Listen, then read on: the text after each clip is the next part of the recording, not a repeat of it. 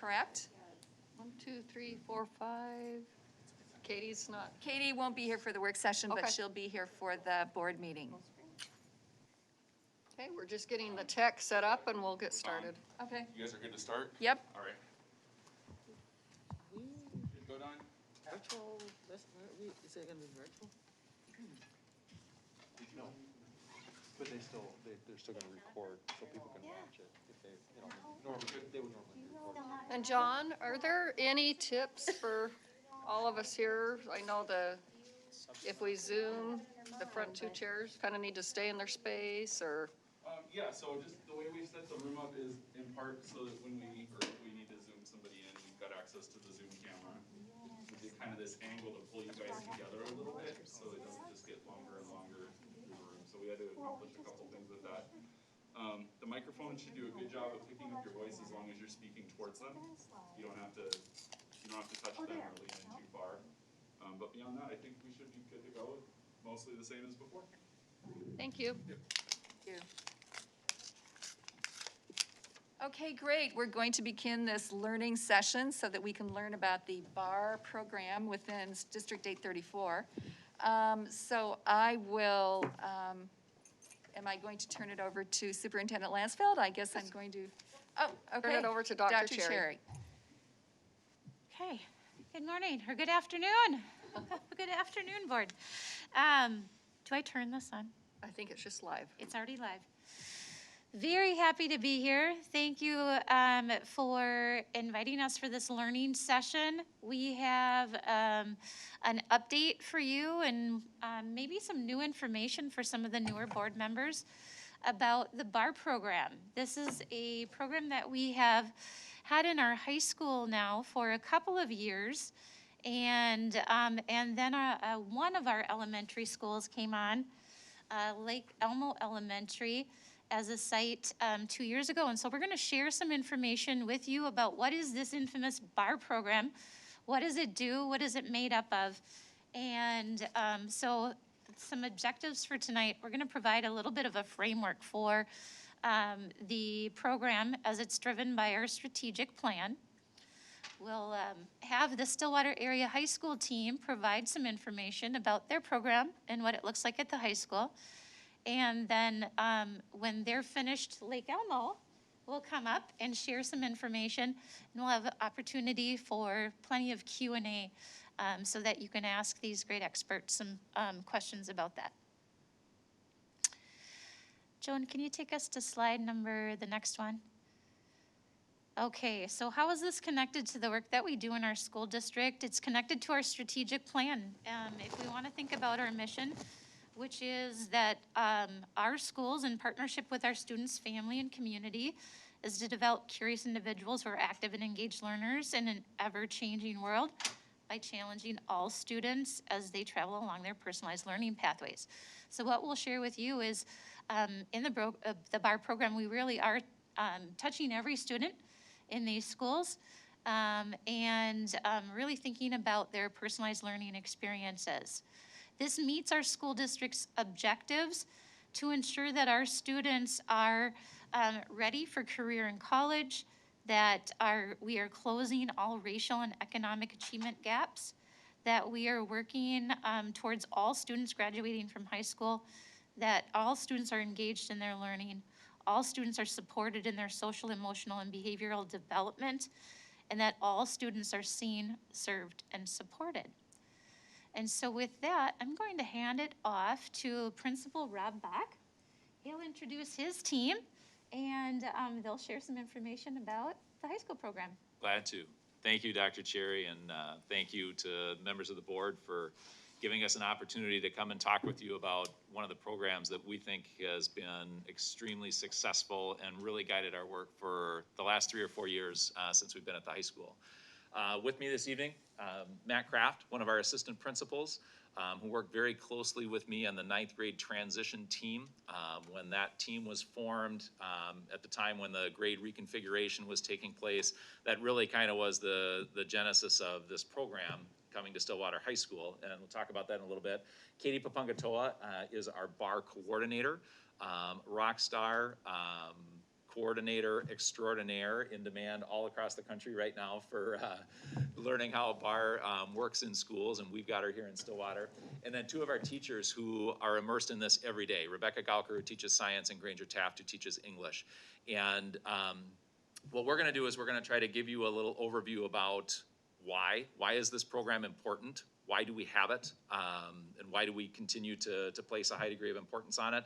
We'll talk with you a little bit about how it works, and then specifically kind of what it looks like. We'll drill it down to the classroom level for you and try to wrap that up in about 15 minutes for you. And then I don't know, I don't have this, so do I get to like tell somebody to advance slides for me? And Oh, Joan, we have a clicker. Okay, and Joan can advance them for us too. awesome, thank you. So as I said, let's start just talking a little bit about why do we have this and how did we settle on this? Again, the BARR program is something that really came about when we underwent a grade reconfiguration in this district and brought 9th grade to the high school. Previously, we'd been a 10 through 12 high school. And at that time, as everyone knows, there's all kinds of research out there that indicates that if you are going to ensure success for students in high school, 9th grade is a key pivotal time when you want to be able to capture those kids. So we knew that we had to do something intentional at 9th grade. As we looked at a lot of our own data, there was one survey point in particular that stood out to us, and that was the importance for relationships between our teachers and our students. So this was something that we knew we needed to be intentional about, and so we were looking for ways to systematize that or ensure that that was going to happen. And as we talked with our teachers and talked with our team, the transition team that we formed at that time, we knew that there were pockets of good things that happened. But the biggest push I think that I felt as the building principal was a need to make sure that we had a structure in place to make sure that these good things didn't just happen by accident or didn't just happen sporadically throughout the building. This was something that we wanted to systematize, and fortunately our team was on board with that. And as we looked at different ways to make that happen, all of the ways that we were coming up with are enforced in BARR. And so as we looked at the BARR program, there was a perfect marriage between what we wanted to do as a school and what we said we needed to do for our 9th grade students and what this program was saying. And so it was really a perfect opportunity to marry these two things together. And this really has become the driving force behind what we refer to as rule number 1, which is the idea that we will go for every single student.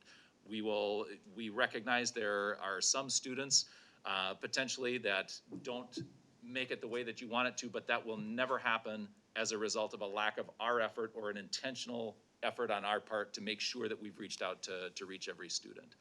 And that gives you a little bit of the background on the why we've selected it, and I'll let Matt talk a little bit about kind of how it works.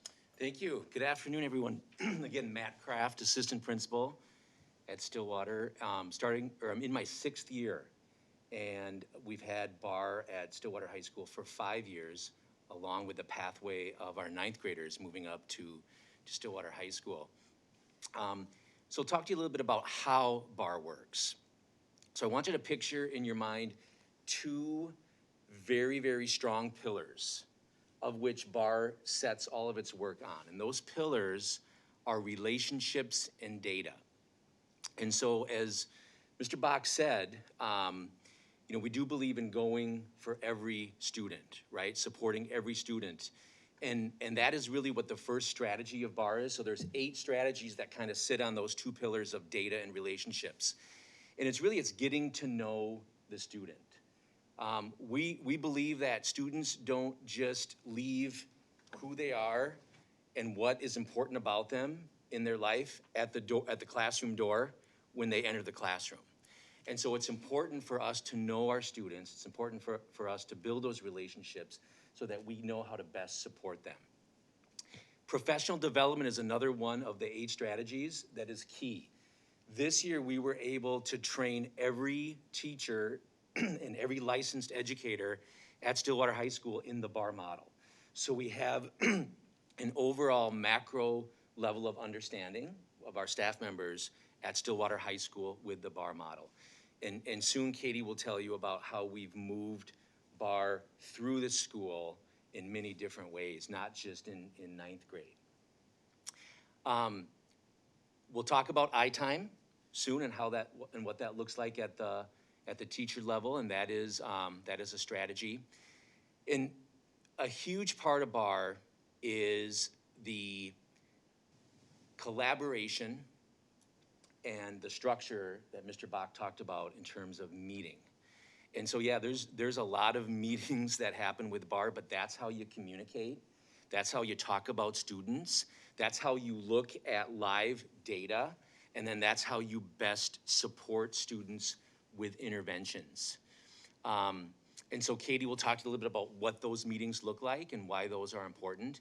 And most importantly, the BARR model is designed to literally bring in every employee in the school in supporting the students in academic and social, emotional support, which is that, again, that focus on the whole student. Every program, everything that you do that's worth something has a story, right? There's a story behind it. And so here's a short video we'd like to play for you. It's put together by Carissa Keister and her team with the communications department. I don't have the button to hit that, so I don't know if somebody has the button to hit over there, and we'll enjoy this short video. Thank you. Oh, sound.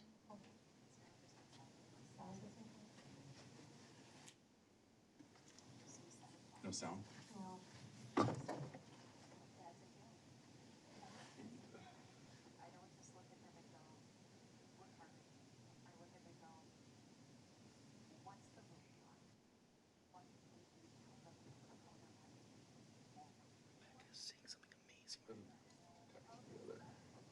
Okay, you know what we'll do? Let's do this.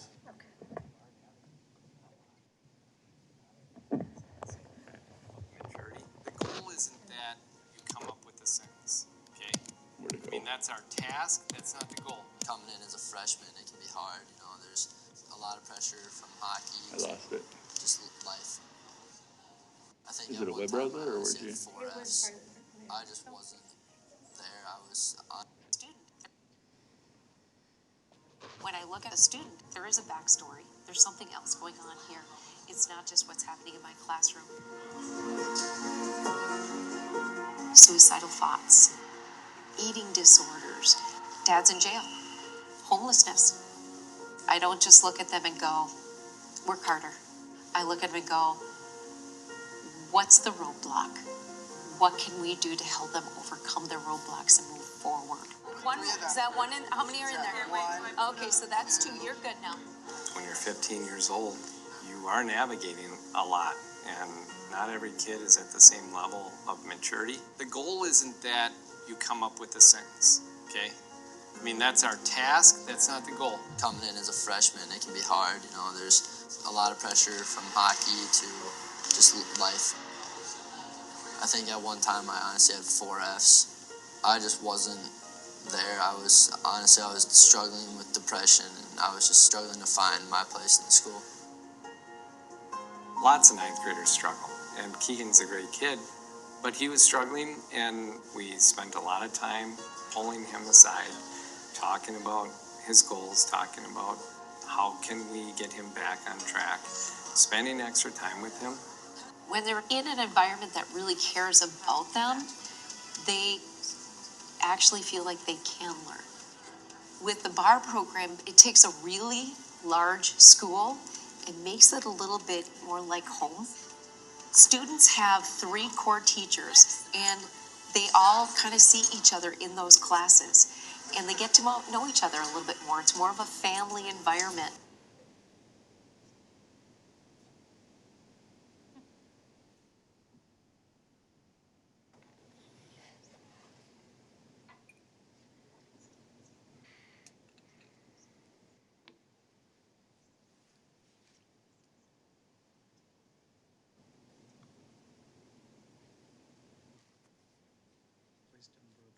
They cared, and that was big for me at the time because I didn't feel like many people cared, and really helped me boost my confidence level, walking through the halls, opening the books. So if they care about me, I'm going to show them that I care about what they're trying to teach me. In terms of, real tangible data, our failure rate has dropped. Academic achievement has increased. Kids have a better sense of why they're here. They feel better about being here. There are crisis situations that we've averted because we were aware of students and getting them the help that they need. Those are huge successes. 9th grade year though, like you actually really came through for me and helped me out to get me here where I am today, so. A program like this requires relationships. It's a lot of work, and teachers are really committed to kids to make it work. All of that takes time before school, after school. It's worth it. You know, you can go down the hill, and once you're down there, like you can keep going, and you can just feel like no one cares, no one wants me to be great. Well, that's so untrue because every teacher in this school wants you to thrive as a person, as a student. Kids give me hope, and you see the potential, and to have an opportunity to influence their potential is an honor. So that's why we do it.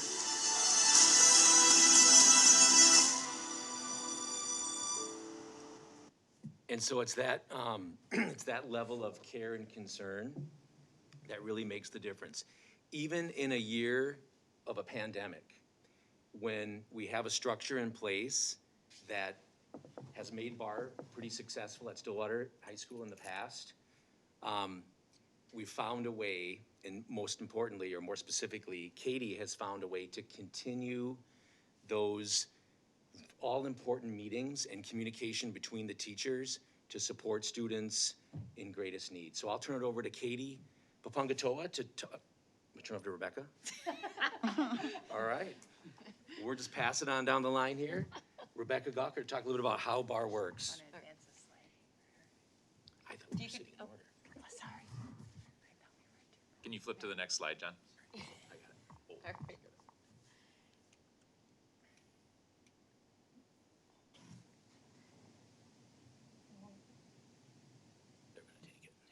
There it is. All right, well, this is a typical week that we would experience as BARR teachers, coordinating with Katie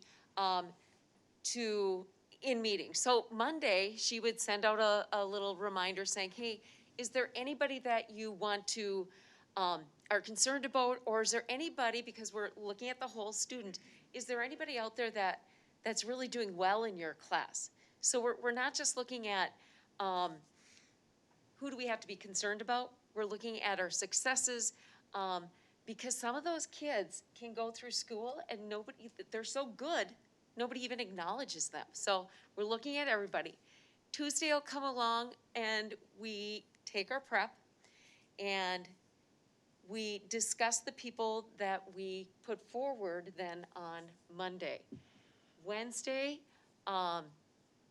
we meet as an entire set of BARR teams, so there's 4 or 5 teams, five teams at the 9th grade level. And all the 5 teams meet together, and we meet with the counselors at this time. So Tuesday, it's meeting with the teachers, the core teachers, social studies, science, and English. I think we've added math to that now. And a special education. And special education teacher. Wednesday, it's meeting with the guidance counselors, and then from there, we decide how can we best help these students in the classroom, the ones that were progressed to Wednesday, because that's what we're really looking at. We don't want these kids to fall through the cracks. And as it brings in the guidance counselors and everybody, and then from there, we look at risk assessment if they need to go even further. If what we've done in the classroom hasn't helped at this point, they go on to risk assessment.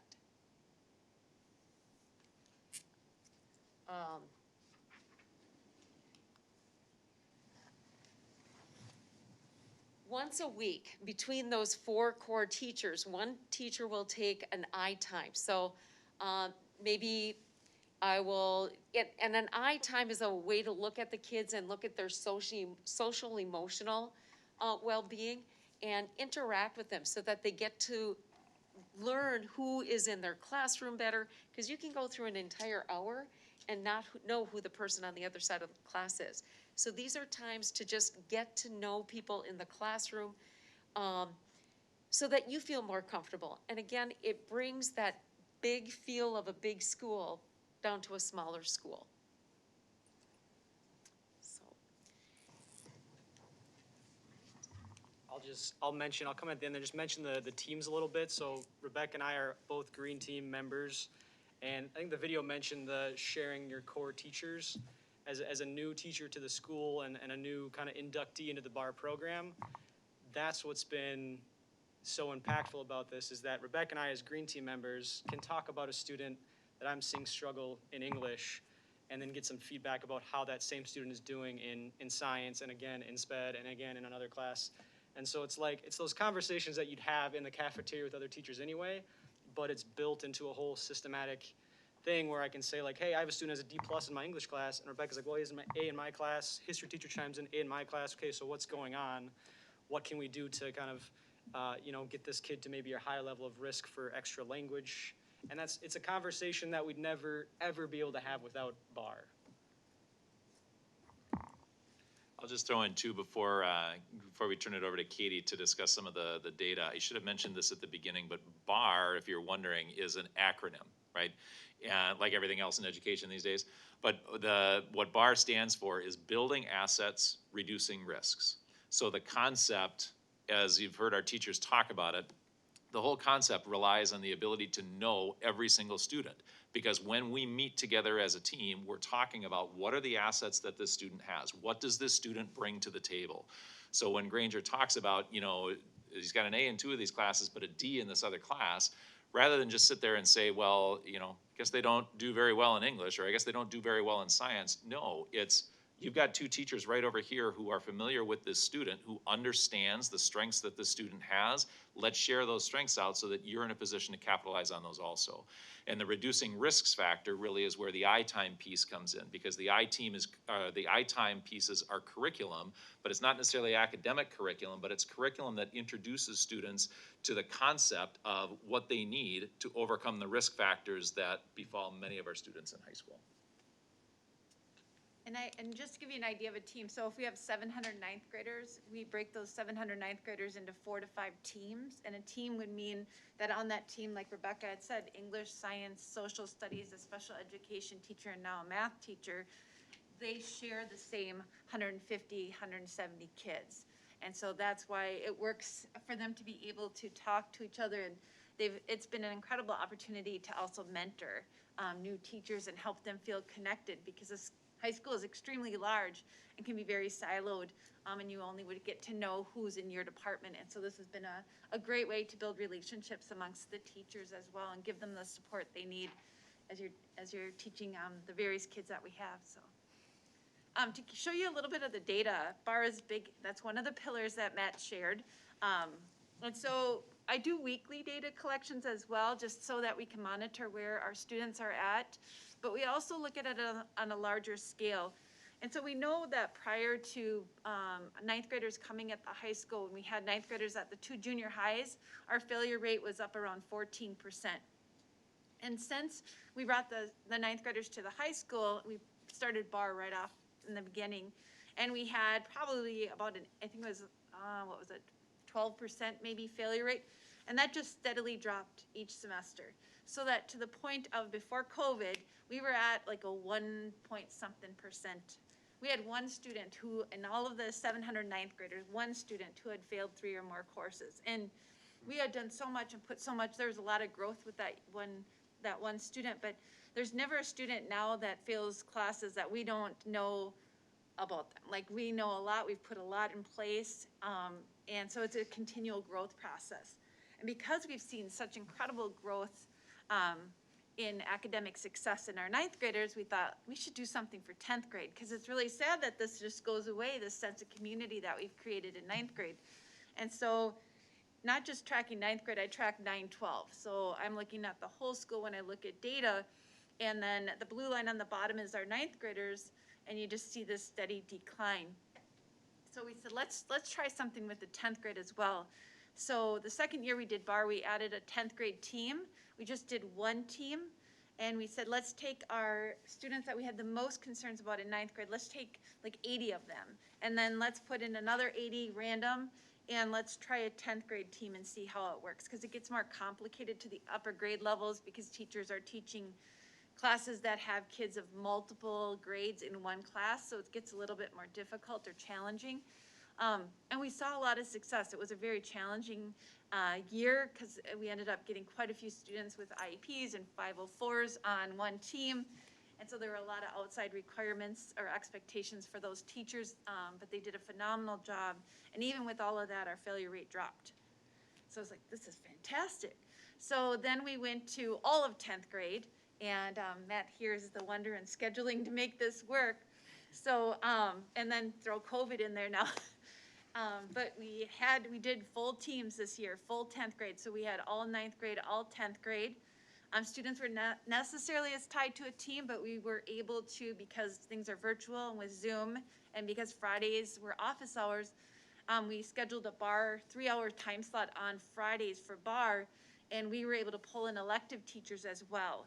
And so we had this amazing growth in our 10th grade teachers who'd really not been an active part of BARR, and then these elective teachers that maybe get pulled in on a Wednesday meeting when there's like a higher level concern.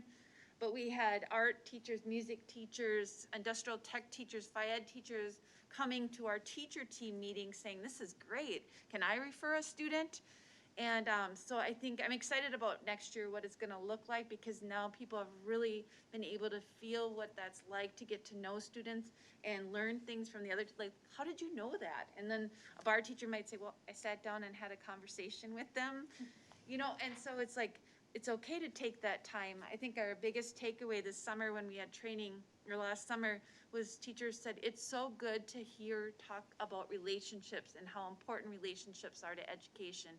And so that was something that really came out from the training that we did last summer, and I feel it in what we've done with 9th and 10th grade. And then we did kind of a BARR light in 11th and 12th, having teachers be able to refer students and then pulling them together virtually. And getting them to talk with each other and share ideas. There's just so much that a classroom teacher does for interventions that they don't even think about it till they're talking to other teachers and they're like, oh yeah, I can do that, I can try that. So it's been an incredible experience and seeing our failure rates even this year as low as they are compared to across the country. Ours are very low. Another thing that BARR does, the social emotional piece, is to find out where kids are at. So we do a survey early on in the year, September, October, to find out what the kids feel they need in terms of support. And then we do a follow-up in end of semester 1 to see if we've met those needs. So we've done some intentional work with Link Crew and Avid to make sure that if we could put some things in place, what would we do? And so prior to COVID, we had like a freshman seminar for the first month of school during flex time, and we worked with kids on organizational skills and use of the planner and some of these things that we learned from Avid to incorporate for all of our students. If it's good for some, it's good for all. Let's see what we can do to help our 9th graders make this transition. And what we saw was once we implemented that, we had much lower scores in terms of feeling the need to feel supported with organizational skills and things like that. And so we've seen a benefit of that, and we want to continue to grow from what we've seen on the survey in terms of what our students need from us in terms of social emotional support. I think that was, who's doing exciting next steps? So to bring it full circle, you know, this is the roadmap for us for the next couple of years. As Katie mentioned extensively in her talk there, this BARR is intended to be a 9th grade program. It's really brought in as a 9th grade program. We, however, have taken that and pushed that into 10th grade as well. We've expanded that out. And we're talking about ways to continue to expand that into 11th and 12th grade, which, as Katie said, gets infinitely more complex because kids wind up doing more electives and going off in much more directions. So it's tough to kind of shepherd them into a group or a team. But if our teachers are trained on the model, they can implement some of those practices, and that's where we're going here for the next couple of years. We also, as you may be aware, we're invited to participate in a large-scale national grant. We're a member of the Network for School Improvement. It's a program initiated by the BARR program, but it's funded specifically by the Bill and Melinda Gates Foundation. And we were asked to participate in that strictly because of our success with how well we have implemented the program at Stillwater Area High School. We were selected to be what's called an anchor school. We serve as a school that almost mentors several other schools that are on the early stages of implementation in BARR. And the idea is that we network with several other schools that are in similar phases to us. Again, mentor some of those other schools, but also then continue to think about what can we do as next steps for our own practice to make sure that we're meeting the needs of all of our students. And specifically with the Gates Foundation, we paid an awful lot of attention to the college readiness pieces for our Black and Latinx students. That really is our target population that we know that we need to serve. And the other pieces with that are there's opportunities potentially to explore this district-wide, and I know that Principal Gordy is here to talk about what happens at elementary school, and I'd be happy to, and I know our team would be happy to entertain any questions if you want them now. Otherwise, if it's a good time to segue and transition, that's fine too. But I'll just close with this thought. Katie shared with you all of the data, and I just want to emphasize the idea that our academic standards have not changed one iota. We grade students according to state standards. We have an ethical obligation to the state of Minnesota and to our students to ensure that they are performing at a certain level. What we have done is tried to reduce the risk factors. So when it comes to mental health, when it comes to chemical health, when it comes to study habits, all of those kinds of things, we know if we've done a good job with that, that's what will maximize the chance for success that a student can meet the standard, and that's the piece that we're seeing with our failure rates. And I don't know if it's appropriate to ask questions or if you want to bring the next group up, but however you'd like to. Why don't we just lead right into, because you set them up here. Why don't we have the Lake Elmo team come up, and if you don't mind hanging around until the Sure. end, and we'll do a Q&A at the end.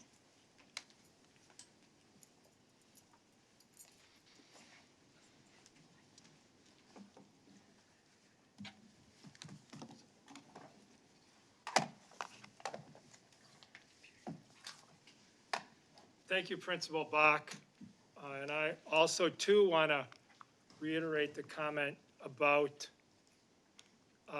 the gratitude that we feel to the school board for, number one, allowing us to present BARR here this evening, and number two, for just sanctioning the kind of risk that leads to the type of innovation that we're now doing. It's not something that comes easy. But I feel really excited about this opportunity. I'm appreciative that we have a school district that promotes that kind of growth, so thank you. I want to introduce the teachers that are with me. Kelly Hoskins, who teaches 5th grade at Lake Elmo and has been doing that for a number of years. We're grateful for her leadership. And then our instructional coach, Lisa Boland-Blake from Lake Elmo, who's been there for a few years as well. And so we've got some very capable support staff that are helping us run through BARR. There's a lot of differences that you'll see between the high school model and the elementary model. I sort of want to call out, when we initially planned the meeting, we thought, well, yeah, it makes sense for the high school to go first. Now I'm feeling like maybe that was a mistake because I'm feeling really intimidated, given all the accomplishments that they've made. I want to be very clear. We are here right now as a Lake Elmo entity doing BARR because of the success that they all have achieved. So I really want to underscore that because of what they've accomplished, because of what they've been able to do. Lake Elmo was selected as a school where they could pilot the elementary version. So they came to us in January of 2019 and said they were looking for a school that would partner with another elementary school in St. Louis Park and would be willing to kind of just try out some different elements of the high school BARR program to see what would fit at the elementary program. We'll tell you a little bit more about that journey in a few minutes. And we, or at that time it was I, said, yeah, it sounds like a great idea. Dr. McDowell brought me in and said, would you be willing to do this? I turned to my 5th grade team and just dumped it in their lap and said, would you be interested in something like this? And their enthusiasm from the get-go was really inspiring. And so they took it, ran with it, so much so, you know how much teachers value their time in the summer. They committed to spending time to train on something they really weren't sure what it was initially, and they wanted to come in and do that. So I think that speaks volumes for the ability to grow as a team and their willingness to grow as a team. So I do want to say, and of course, as a public speaker, you should never make an analogy about something you don't know, and I'm not a gardener, but if their tomato plant, you're picking ripe tomatoes off of the vine, we're a bud, right? And so we're just starting. And I want to be very clear. We piloted this last year, and we're in our very first year of implementation. So we're excited about, you know, what BARR is going to bring for us and what we can do with that. So I'm going to try to jump ahead a slide or two here so we can get moving through this. What I really want to call out as we begin this is just underscoring some things that have already been talked about, the relationship and data and the importance of that in the elementary level. So really what it's going to do at the elementary level is it's going to provide a better view of all of our students. We feel like we were doing a really good job beforehand, but remember, we were using a tiered system. When you use a tiered system, you have a tier 1, tier 2, a tier 3. Students are going to fit in those different tiers. By that very nature, you're going to leave students out. When we bring BARR in, there's an equity component to this that was very attractive because we are not leaving students out now.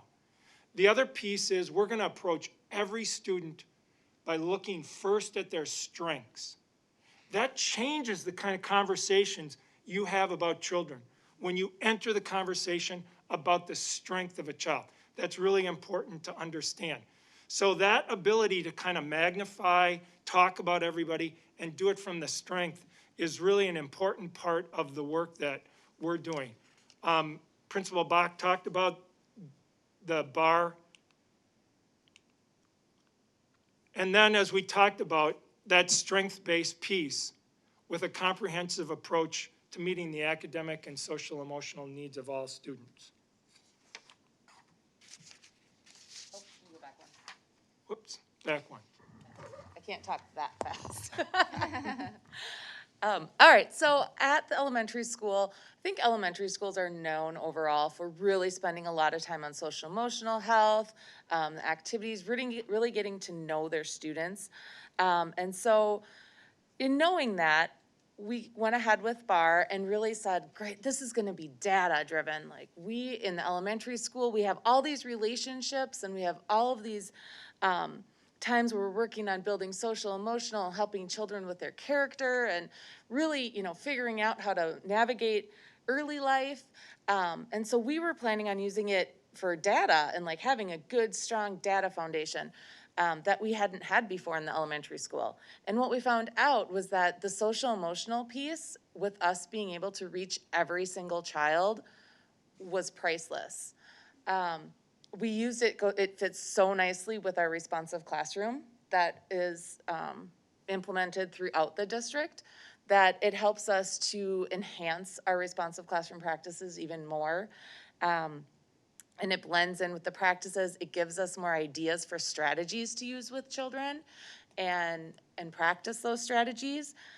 Like the other team said, the high school, they use U times. Elementary, they call them I times. Same type of thing, but it's really getting to know each other and how we work and even digging a little bit deeper as far as positive self-talk.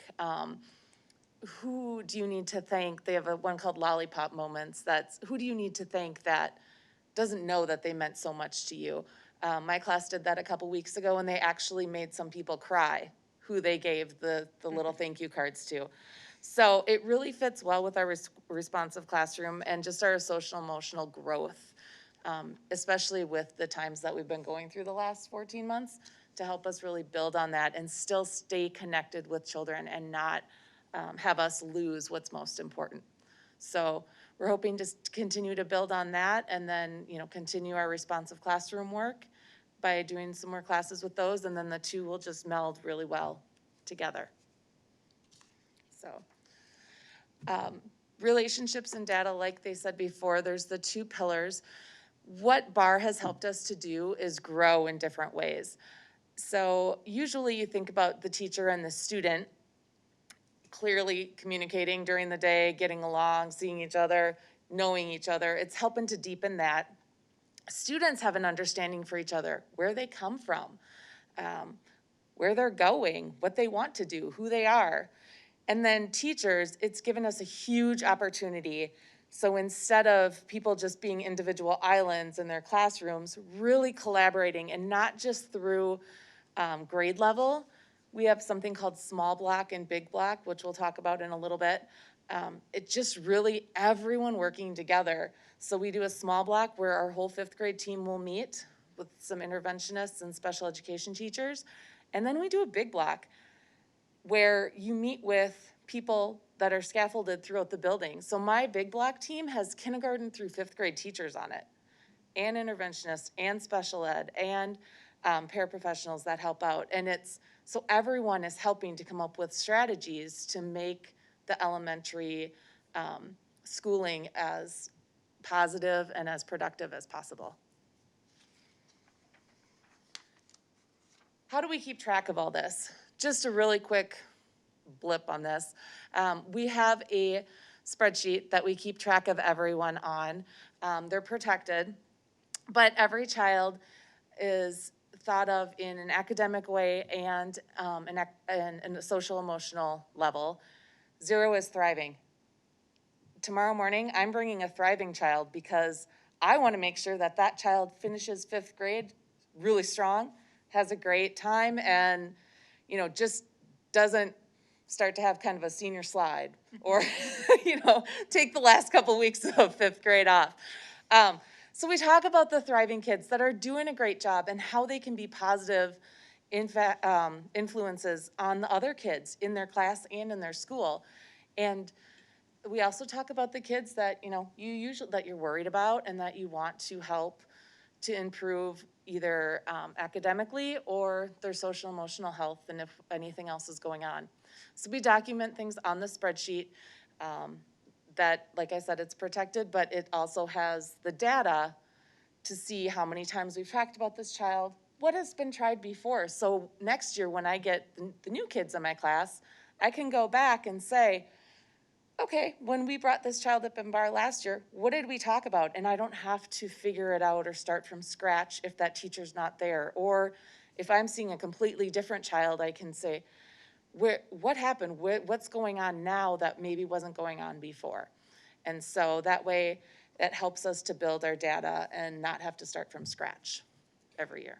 As we transition slides here, I just want to call out, we know, and I'll talk academically for just a minute. We talked a lot about the social emotional piece. We know academically we need to do better. We know academically we can do better.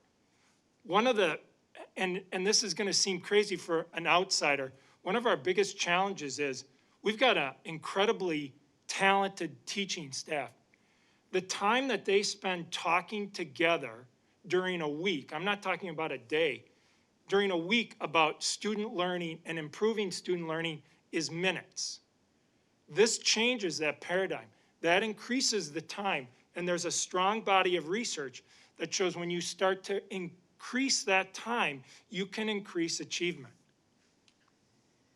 So I'm just going to tell you a little bit about our journey. Stephen already talked about how we got started with Dr. McDowell helping us, offering the opportunity, the 5th grade team jumping on board.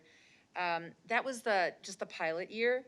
We got trained in the high school BARR. So we had to kind of take that and consider what does it look like in elementary. So really we're partnering with BARR to create the elementary program. So that's really exciting. We've been fortunate that we have been receiving grants to cover the funding for this. So that's been really helpful as well. So pilot year was 5th grade. Now year 1, everybody has been trained. What happened between, you know, the pilot year and year 1 is we had to try to talk to our teammates about, well, what do you think about this approach? We've tried it. What are you thinking? And remember, it's the pandemic. So we are having our 5th grade teachers come to PLCs with other grade levels and talk to them about how it changed their conversations with children, how it improved the intervention strategies that the children got. And sure enough, we asked the staff and they're like, yeah, we're gonna do this. And they did it in the summer. So it was just, it's pretty amazing to me that during that time, hearing from their peers how it was working and the conversations and how the interventions were helping students, they were all in.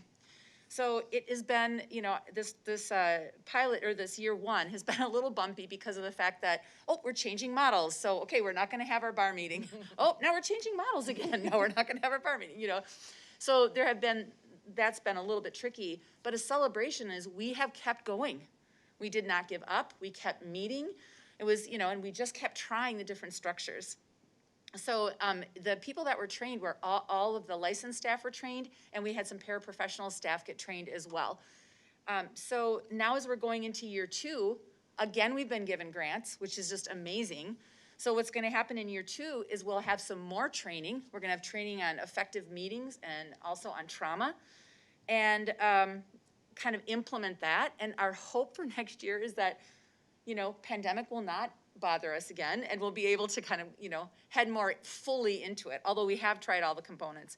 And then as we look ahead again, our hope again would be that we would be able to be granted in year 3 some money. And you can see that in year 3, they talk about equity and substance abuse. Clearly that will not be the elementary school topic. So we'll have to see what BARR, because BARR is growing elementary with us as we're living it, giving them feedback, they're giving us some support as well, and it's kind of a co-creation of the approach, so it's really exciting. If you look at a week in BARR, you're gonna see, can you go one more, Steve? Thank you. If you look at it, we have U times, and that is where, wait, we're I times. We're U times. We're U times. They're I times. They're I times, we're U times, okay. That's what happens when you're trained in both models. I know, I'm like, wait a minute, I got lost. Okay, so the U times, again, are a lesson that happens weekly. We did not quite get there this year, but we did start U times around December. We're actually, it's very exciting. We are gonna have a film crew come to our school, and they are going to film some of our teachers. Kelly will be one of them, and a couple of other teachers in teaching the U times, and they're actually gonna present that at their national conference. So this is really exciting. The conference will be in Minnesota in October, and so we'll be a featured school in that. As the high school talked about, they do small block and big block in the same week. As elementary teachers at this point, we're gonna do one or the other each week. So we can't, I mean, just trying to fit in meetings like you were talking about. So we're already increasing our conversation time, which is good. And then finally, there's a team called Risk Review, and our Risk Review looks different than the high school because they have more personnel, that kind of thing. So our Risk Review team is our principal, our social worker, which we are deeply grateful that we have a full-time social worker in our building, and our school psychologist. That team is the one that supports when a child gets to the level where they're at risk review.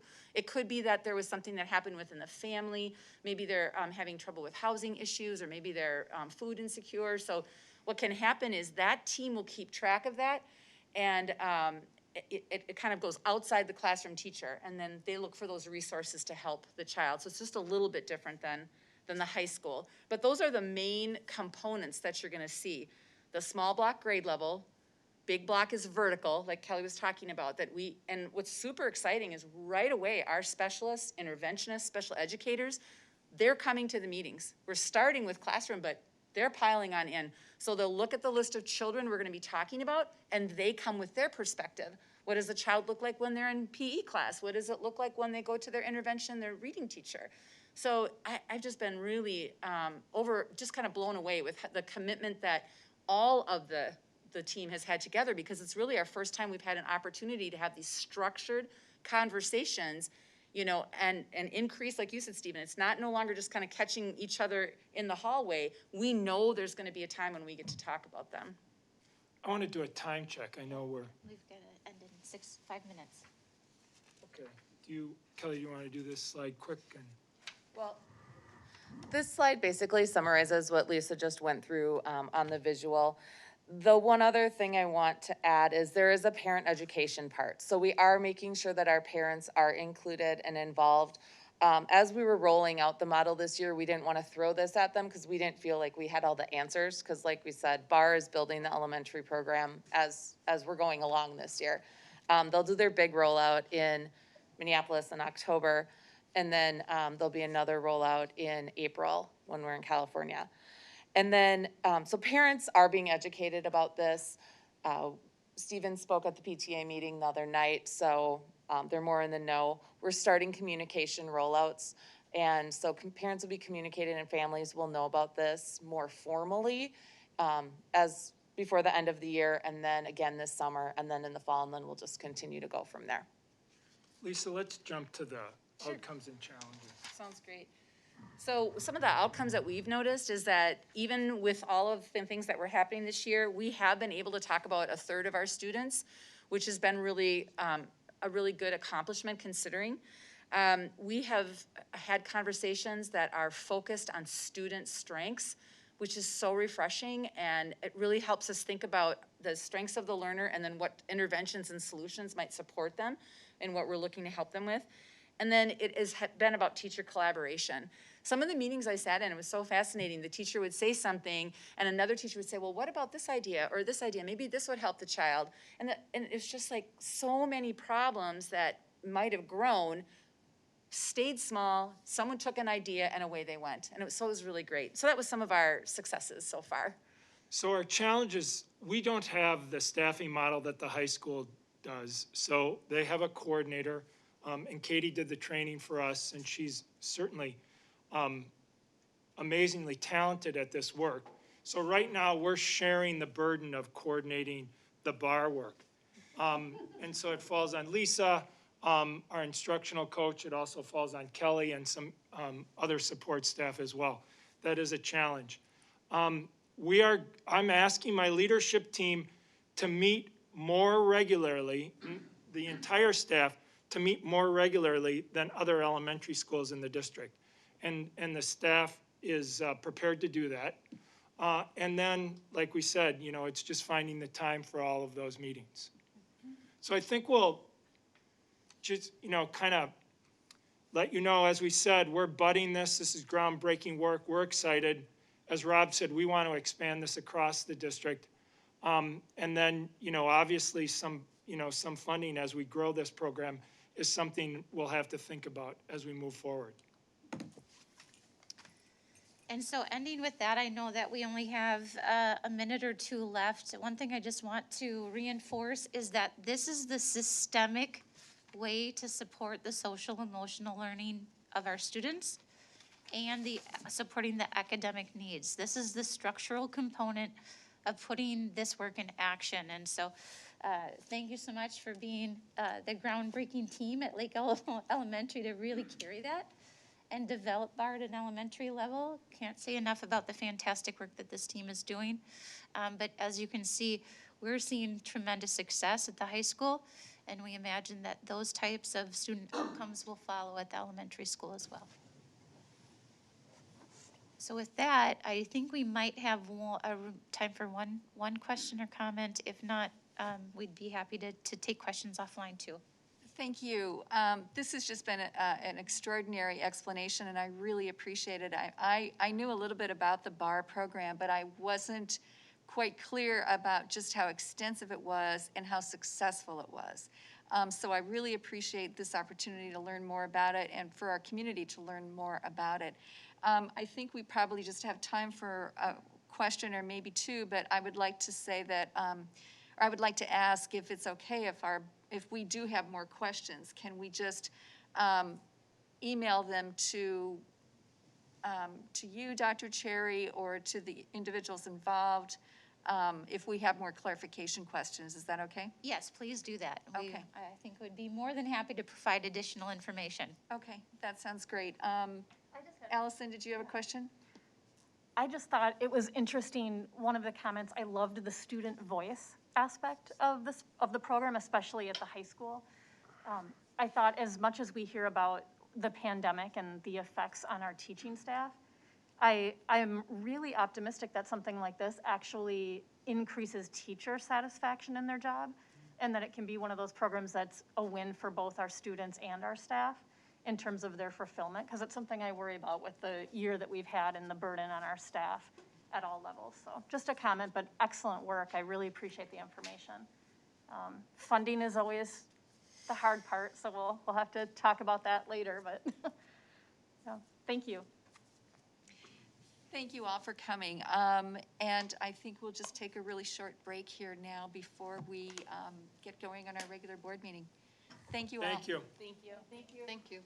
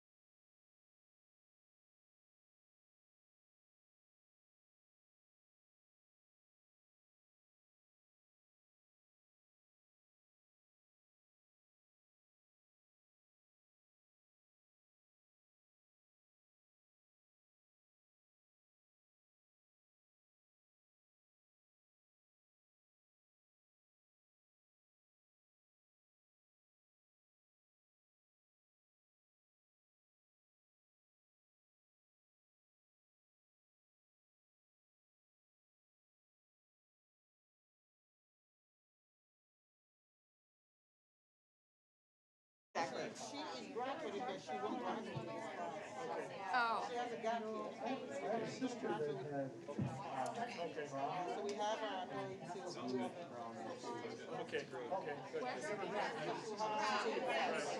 Oh, good, so she'll get a lot of that. That's great, good.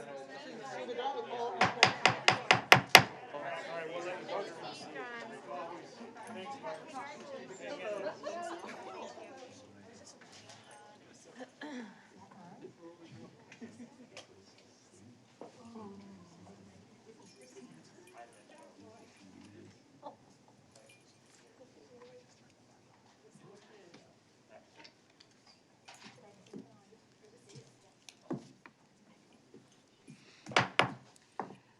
Okay, I call to order this meeting of Stillwater Area Public Schools District 834 School Board for May 13th, 2021. I just want to take note of the fact that we did have some guidelines that changed this afternoon through the CDC that have to do with mask wearing inside. We are aware of this, but the fact is that the state directives have not changed at this time. My understanding is that Governor Walz is having a press conference or some sort of press conference right now. And so there may be an announcement that comes out as a result of that. So we're keeping track of that, and we will let you know if anything changes during our meeting. But right now, we are still wearing masks, so we appreciate your cooperation with that. So the first thing on our agenda is roll call. So Joan, can you take the roll, please?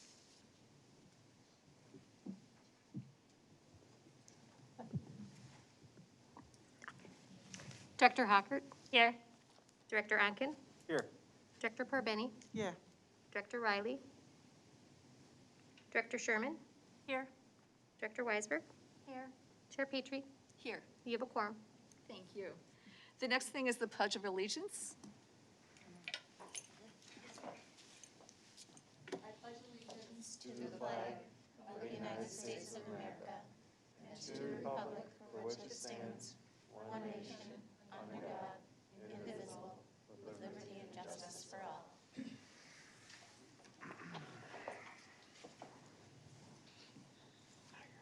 The next thing is the district mission statement, and Director Porbini is going to read that. Right. So the mission of Stillwater Area Public Schools, in partnership with students, family, and community, is to develop curious individuals who are active, engaged leaders in an ever-changing world by challenging all students as they travel along their personalized learning pathways. Thank you. Next is the school board goals, and Director Onken is going to read that. In partnership with community, parents, and students, the School Board of Stillwater Area Public Schools ensures excellence in education by increasing student achievement for all students, securing long-term financial stability of the district, and increasing community trust and engagement. Thank you. Next thing on the agenda is approval of the agenda. And I'll entertain a motion to approve the agenda. Director Sherman, is there a second? Director Onken. It has been moved and seconded that we accept the agenda. All those in favor, raise your right hand and signify by saying aye. Aye. Those opposed? All right, it's unanimous. The next item on the agenda is recognition. And I will turn it over to Superintendent Lansfeld. Okay, we have our first group coming up. Let's have Ryder Rogotsky come up and Dad, and I will turn this over to Director Onken. All right, so tonight we would like to honor Ryder Rogotsky. Ryder is going to be a junior. He's just finishing up his sophomore year this year. I'm very fortunate. I get to see Ryder every day during the wrestling season, as he is one of our high school wrestlers for the Ponies. Ryder has done some amazing things only as a sophomore. I have a list here that I'm going to read through, and I would have been excited if I just would have done one of them as a high school wrestler, you know, not to mention all of them that he has done. So, starting off this year as a sophomore, he was our team MVP. He had a 37-2 record and scored the most team points, which was very impressive. He's going to be a captain next year as a junior. He has made it to the state high school league tournament 4 times as a 7th grader, 8th grader, 9th, and 10th. He has placed third 3 of those times, and will most likely equal his brother, who is a senior this year, with a couple state championships, hopefully this year and next. Probably more impressive is what he's going to be doing this summer. In the Greco-Roman and freestyle, they go by kilograms instead of pounds, and just a few weeks ago, Ryder won the Cadet World Greco-Roman Trials, which was held in Wisconsin Dells in April for the 80 kilogram weight class. As a result of that, he is one of 10 wrestlers that is going to compete at the World Championships in Budapest, Hungary in July. To top that off with even a little bit more, Ryder is also going to represent the U.S. in the Pan Am Games that are going to be held in Mexico City this year in June, where he's going to wrestle both Greco and freestyle. Ryder and his family moved here a couple years ago. They live in the southern part of the district, and not only does he wrestle, his brother does, his sister does, and his little brother does as well. And so we are very, very appreciative to have them as a part of our team, as a part of our school district, and this great accomplishments that Ryder's done, and he's got many more to do. So thank you, Ryder.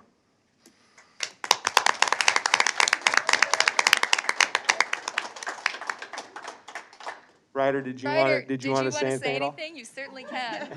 Up to you, completely optional. Well, at the tournament the one that I won, what's crazy is that the person that I faced in the finals for the world team spot was another person from Stillwater Area High School, Anthony Tuttle. So that was pretty cool. But yeah, I'm excited to represent Stillwater in the USA in Budapest, Mexico. Well, thank you I mean, these are extraordinary accomplishments. I mean, I agree with Matt, you know. If nobody in my high school ever achieved anything quite like that. So this is really, really an amazing thing. Board members, did you have anyone have any questions or comments? Okay. Yes, right. Good luck is probably our biggest comment. So thank you so much for coming in. We really appreciate it. Thank you, Ryder. Thank you.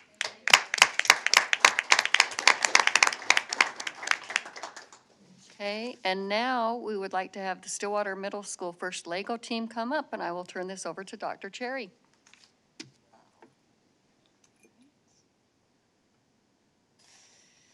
And I have the great privilege of acknowledging the success of our Stillwater Middle School First Lego League team earned first place in the state robot competition. The Gators 2.0 competed among the top 40 teams in Minnesota. They designed an EV3 robot, programmed it to perform missions, and created a project to solve the problem of people not getting enough exercise. The team placed first in creative presentation and also earned the 3rd highest score in the robot performance run. Team members include Will Foote, Hallie Hansen, Elena Metzger, Aiden Uglum, and Owen Uglum. And John Foote is here with the team as the coach to acknowledge our Gators team. Congratulations on your success, and we're so, so honored to have you here and have you with us tonight to acknowledge your work. Congratulations. Do we get to see the robot? Yes, this is the robot right here. So we do a lot of missions with the robot, and this is what gets us points for our robot run. Yeah. And could we just have each one of you just introduce I said your names, but could we just have each one of you introduce yourselves as well? Yeah, introduce yourselves and say what you're holding. Okay. I'm Aiden, and this is our robot. I'm Hallie, and this is our state tournament trophy. I'm Owen, and this is our Robot Performance Award. I'm Elena, and this is our Programming Award. I'm Will, and this is our Innovative Project Model. Well, thank you very much. This is quite an accomplishment too. I'm really sort of, and I'm sort of interested to know how you came up with, were you required to do that sort of a task, or did you choose what sort of an accomplishment you wanted to do? So we have set tasks that we have to do, and every task that we do gets us a different amount of points. And so and you want to have a higher amount of points, so you want to do as many tasks as you can do. Also, for the project, everybody had to do something that could get more exercise, but we came up with our own project to help people do that. So, and how long has this team been working together? I mean, is this something kind of new that the 5 of you just sort of came together this year on this project, or have you worked together in the past? All of us have been together only this year, but Owen and Will were here last year too. Okay. Are you all in same grades? No. We can go around saying our grade if you want. Will you want to start? So I'm in 6th grade. Oh, wow. I'm in 6th grade. I'm in 7th grade. I'm in 8th grade. And I'm also in 6th grade. Wow. I wonder, will you continue next year together? I think most of us are planning on continuing if we have the time. Director Weisberg. Thank you. What does your robot do to encourage people to get more exercise?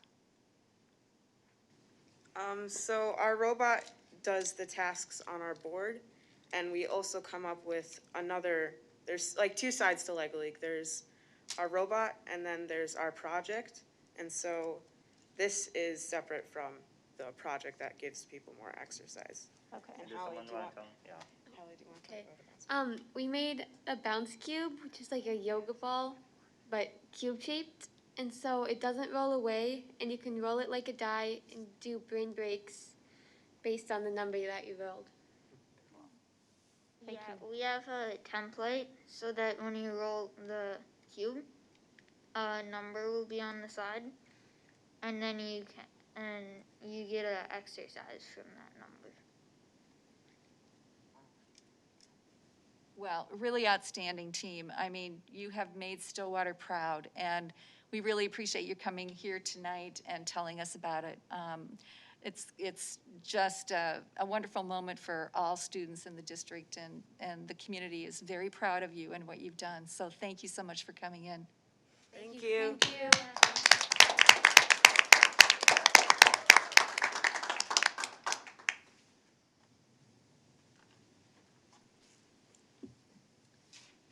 Okay, the next item on our agenda is open forum, but we did not have anyone sign up tonight, so we will not have any speakers. Is it too late to sign up for that?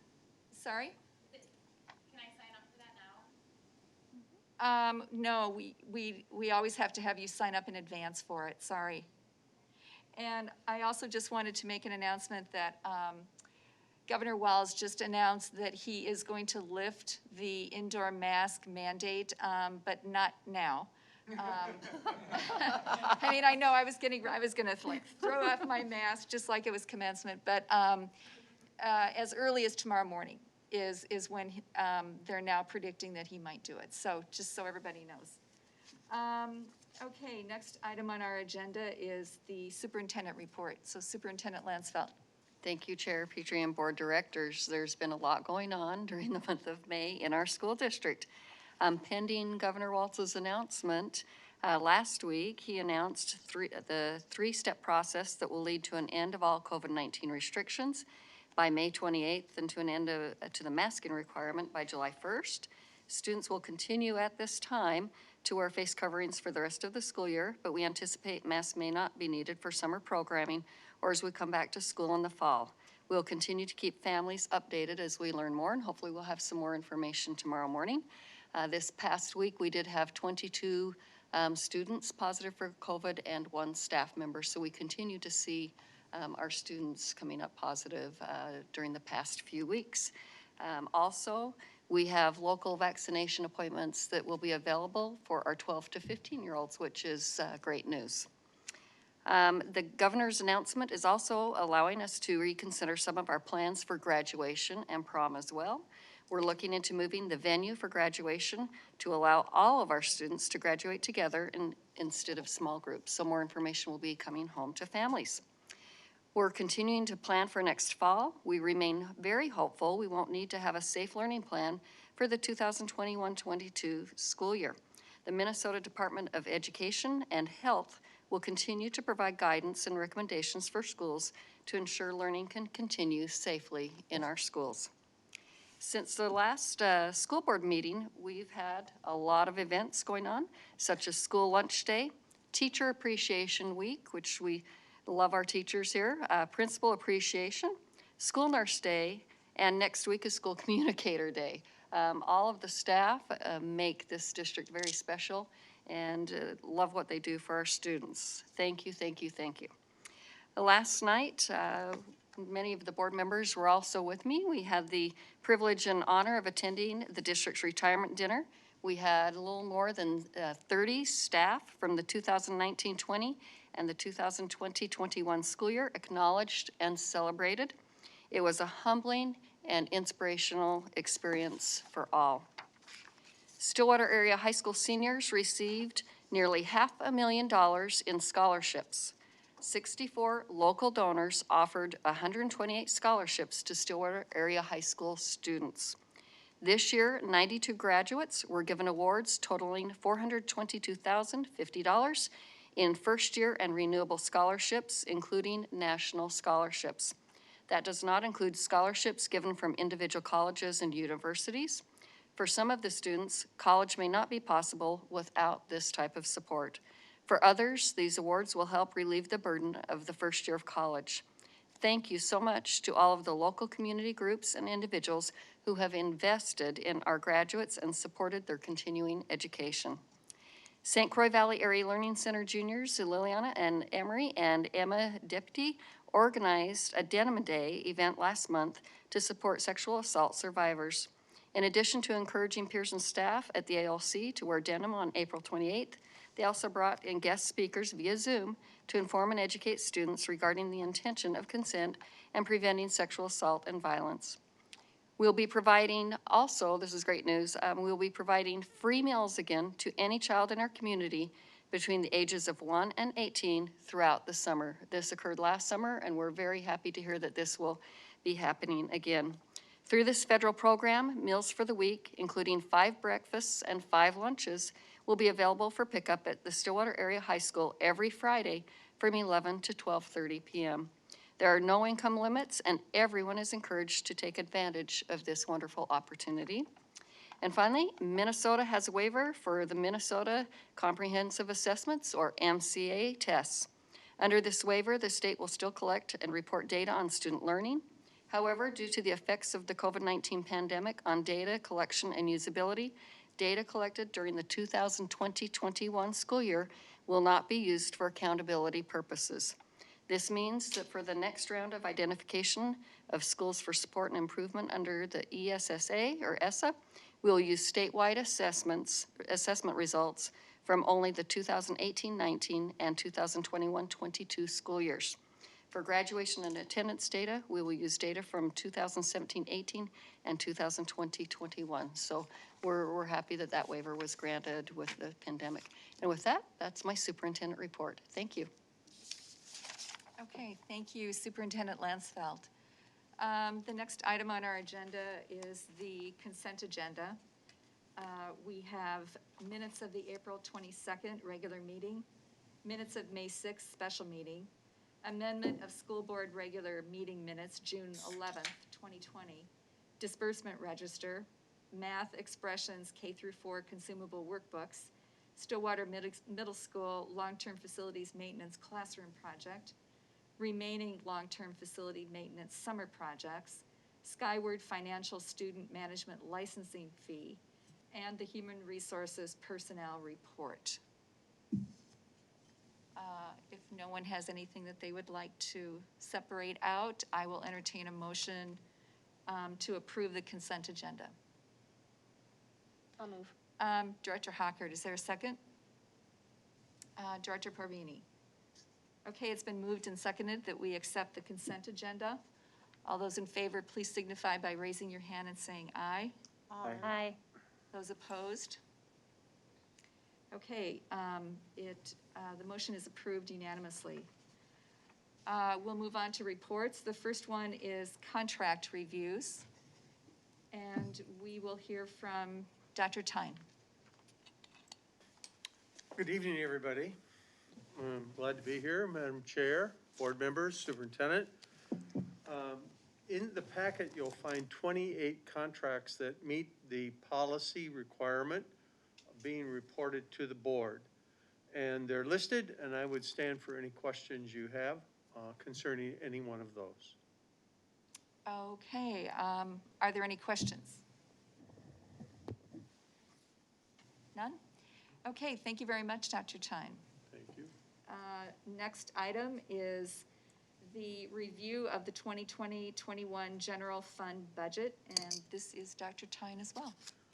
I would imagine, again, a board chair, members of the board, superintendent, I would imagine this item might generate a few more questions than the last one. And I think I have Joan on the screen for me, and John's working with it. In your packet, you'll find that there is a report that I sent to you that explains what's in the packet and a little overview of the budget information. And I'm going to find mine in about 2 seconds because I can't quite make those.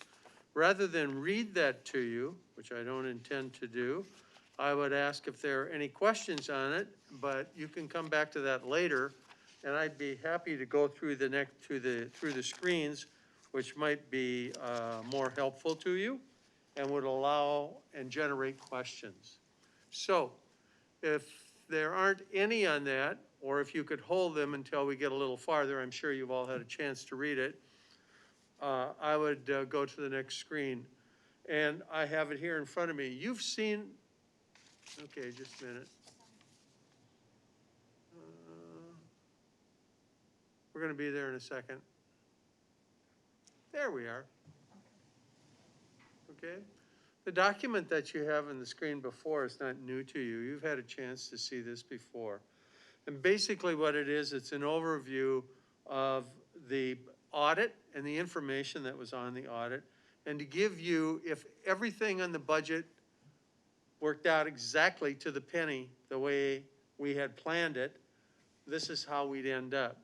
And I think, as you all know, that a budget is a guideline, and it's most likely, no, I'd say for sure, is outdated the day after you've probably approved it, because it has the human factor in it, and there are lots of things that happen.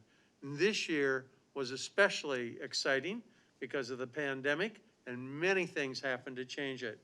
I want you to take a look at one thing down below, and that would be toward the bottom of the document. There's a line of figures and numbers there.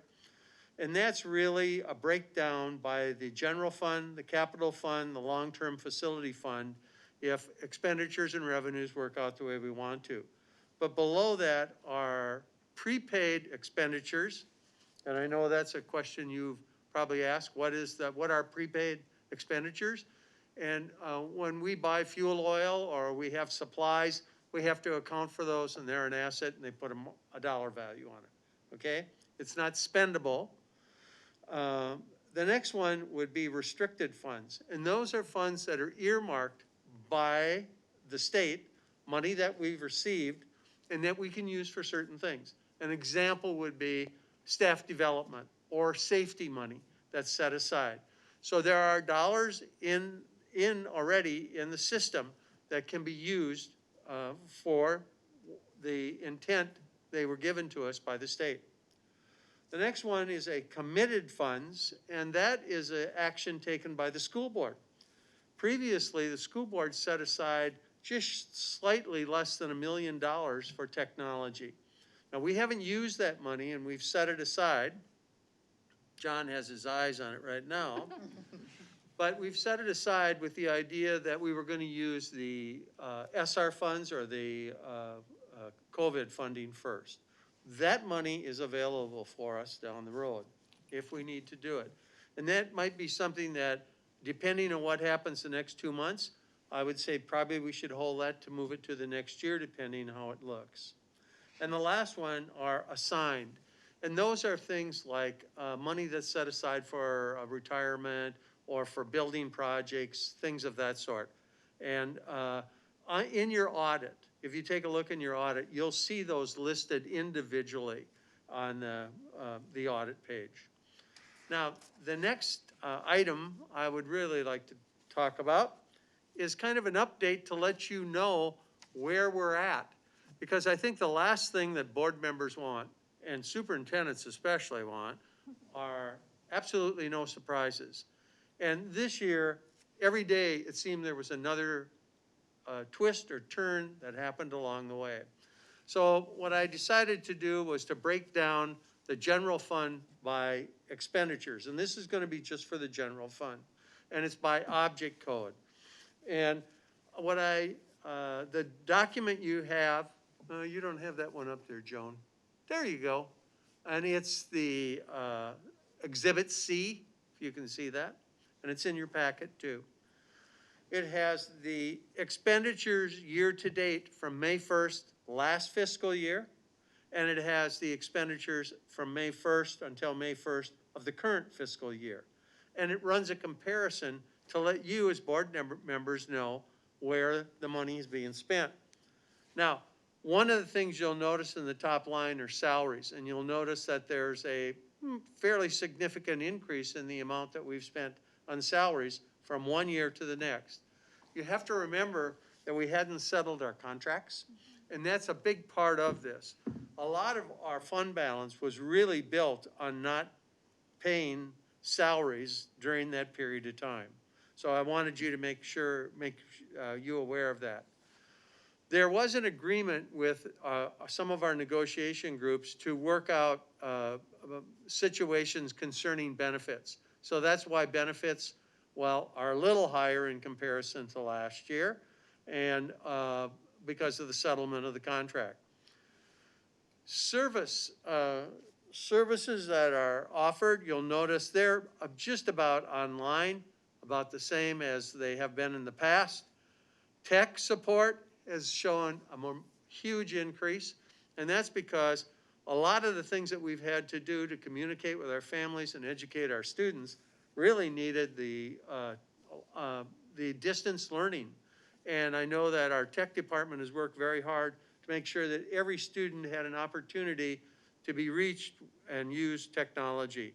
And also, I think, John, if it's not included in this one, I think it will be shortly, not the iPad, the books. Chromebooks, okay. And then you drop down to capital outlay, and we are underspending capital outlay in comparison to last year. And loan money, and that's for a loan that we've had on the early childhood building, okay?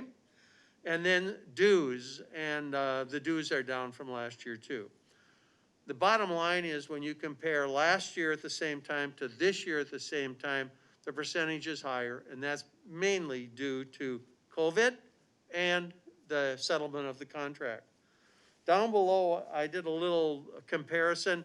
I took the actual budget amount, actual amount that was spent last year, $106 million. And then I took a look and said, okay, last year at this time, we spent this much during the last 2 months of the year. Now, if I look at this year and I increase that with an inflation factor and things that we know, what would that come out to be? And that's estimated at about $16.9 million. And 116, excuse me. And that shows a difference of about $10 million that we're spending more than we did last year. That's a significant amount. Now, talking to Cindy, who has a real great handle on this sort of material, the settlement of the contract is going to be over 2 years, about $5 million, okay, that we had to add to the budget. And then when you add in the COVID money and a few other things, it also increased that bottom line. Now, to be open, there were some saving amounts. There were some things that we showed where we reduced expenditures and we tried to maintain. So one of the things that you do have to take into consideration are the contract payouts, COVID expenditures, and the one that I honestly do worry about more than anything else, and that's the decrease in enrollment. Because that's kind of a hidden cost, not a cost, but a hidden loss of revenue for us. Because when we put the budget together last year, we assumed we were gonna have X number of kids were gonna show up at our door. This year, all those kids did not show up, and especially in the elementary school. We tended to hang on to the kids in the secondary schools, you know, junior high and high school, but in the elementaries, especially in the very early grades, there was a significant drop-off. Now, a lot of parents made different choices, and a lot of parents held some of their younger kids back, waiting a year. So we're hoping, I think, I don't want to put words in the superintendent's mouth, but I think we're hoping that these kids are gonna show back up at our door, and we have shown an increase in the number of kids from earlier in the year. Families are coming back and getting involved in the district. And then there are some other factors, federal funding. And all of the federal funding, you remember I did a report earlier on CARES and said there are parts of it that we haven't claimed yet. And that's the SR2, okay? And we're gonna meet tomorrow morning with the superintendent and the assistant superintendent to talk about that and how we can access that. And that's approximately $1 million, okay?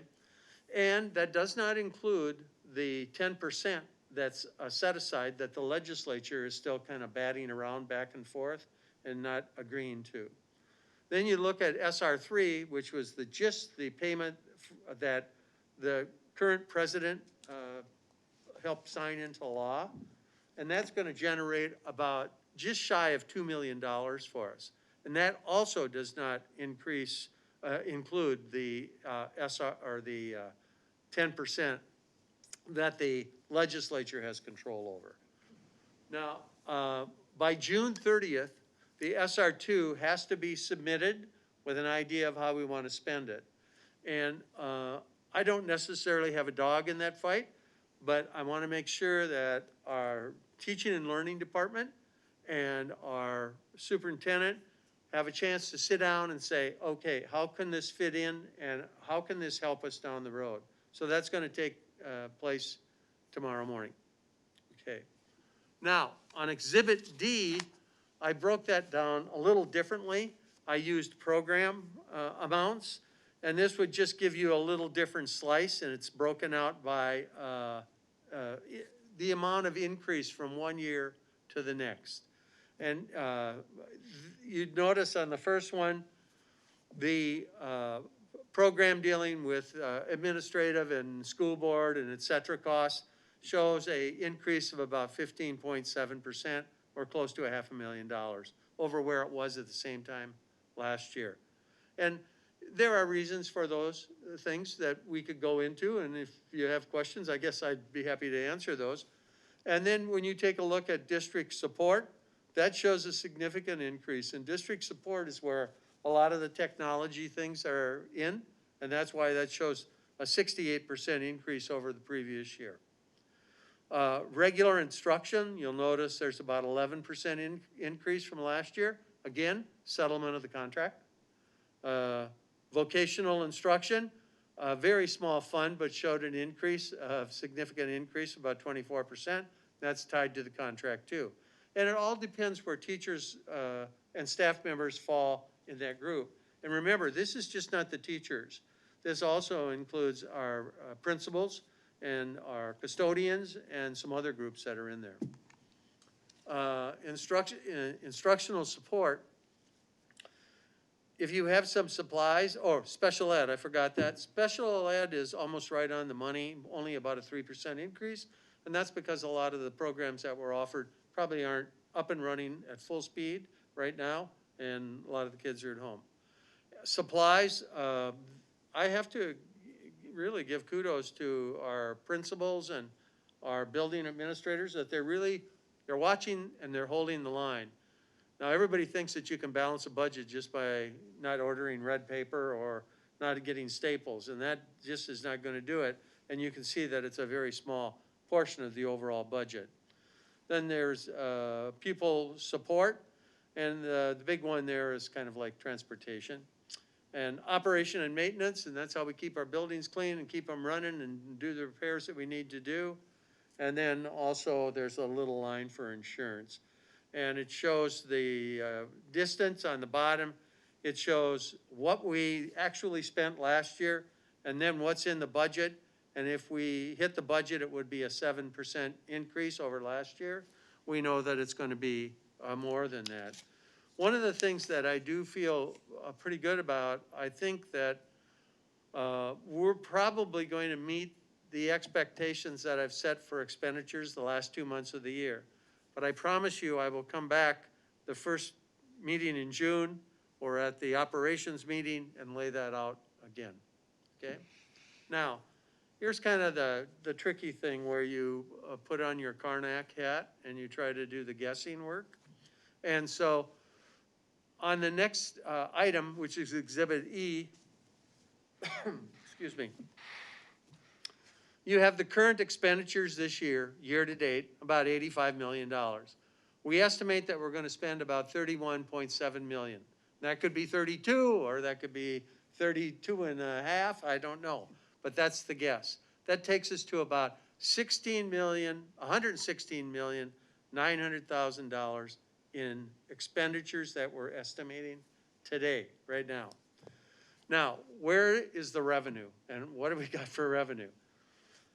Current revenue is set at about $72.5 million, but we estimate that we're going to get close to $40 million the last 2 months because a lot of the payouts come at the end of the year and a lot of things are recorded at the end of the year.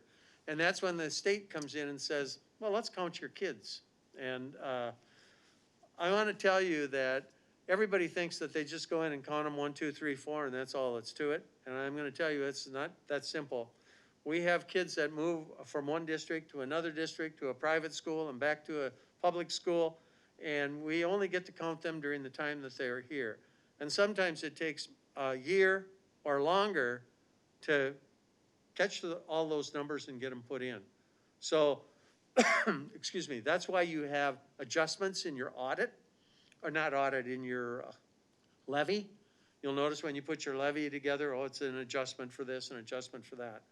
Not only does that affect the state funding, but that also has an effect on your referendum. The number of kids, fewer kids you have, has a direct correlation to a lower referendum amount that you count. I'm estimating that the budget was set at $113.3 million. We think that enrollment is going to cost us $3.2 million.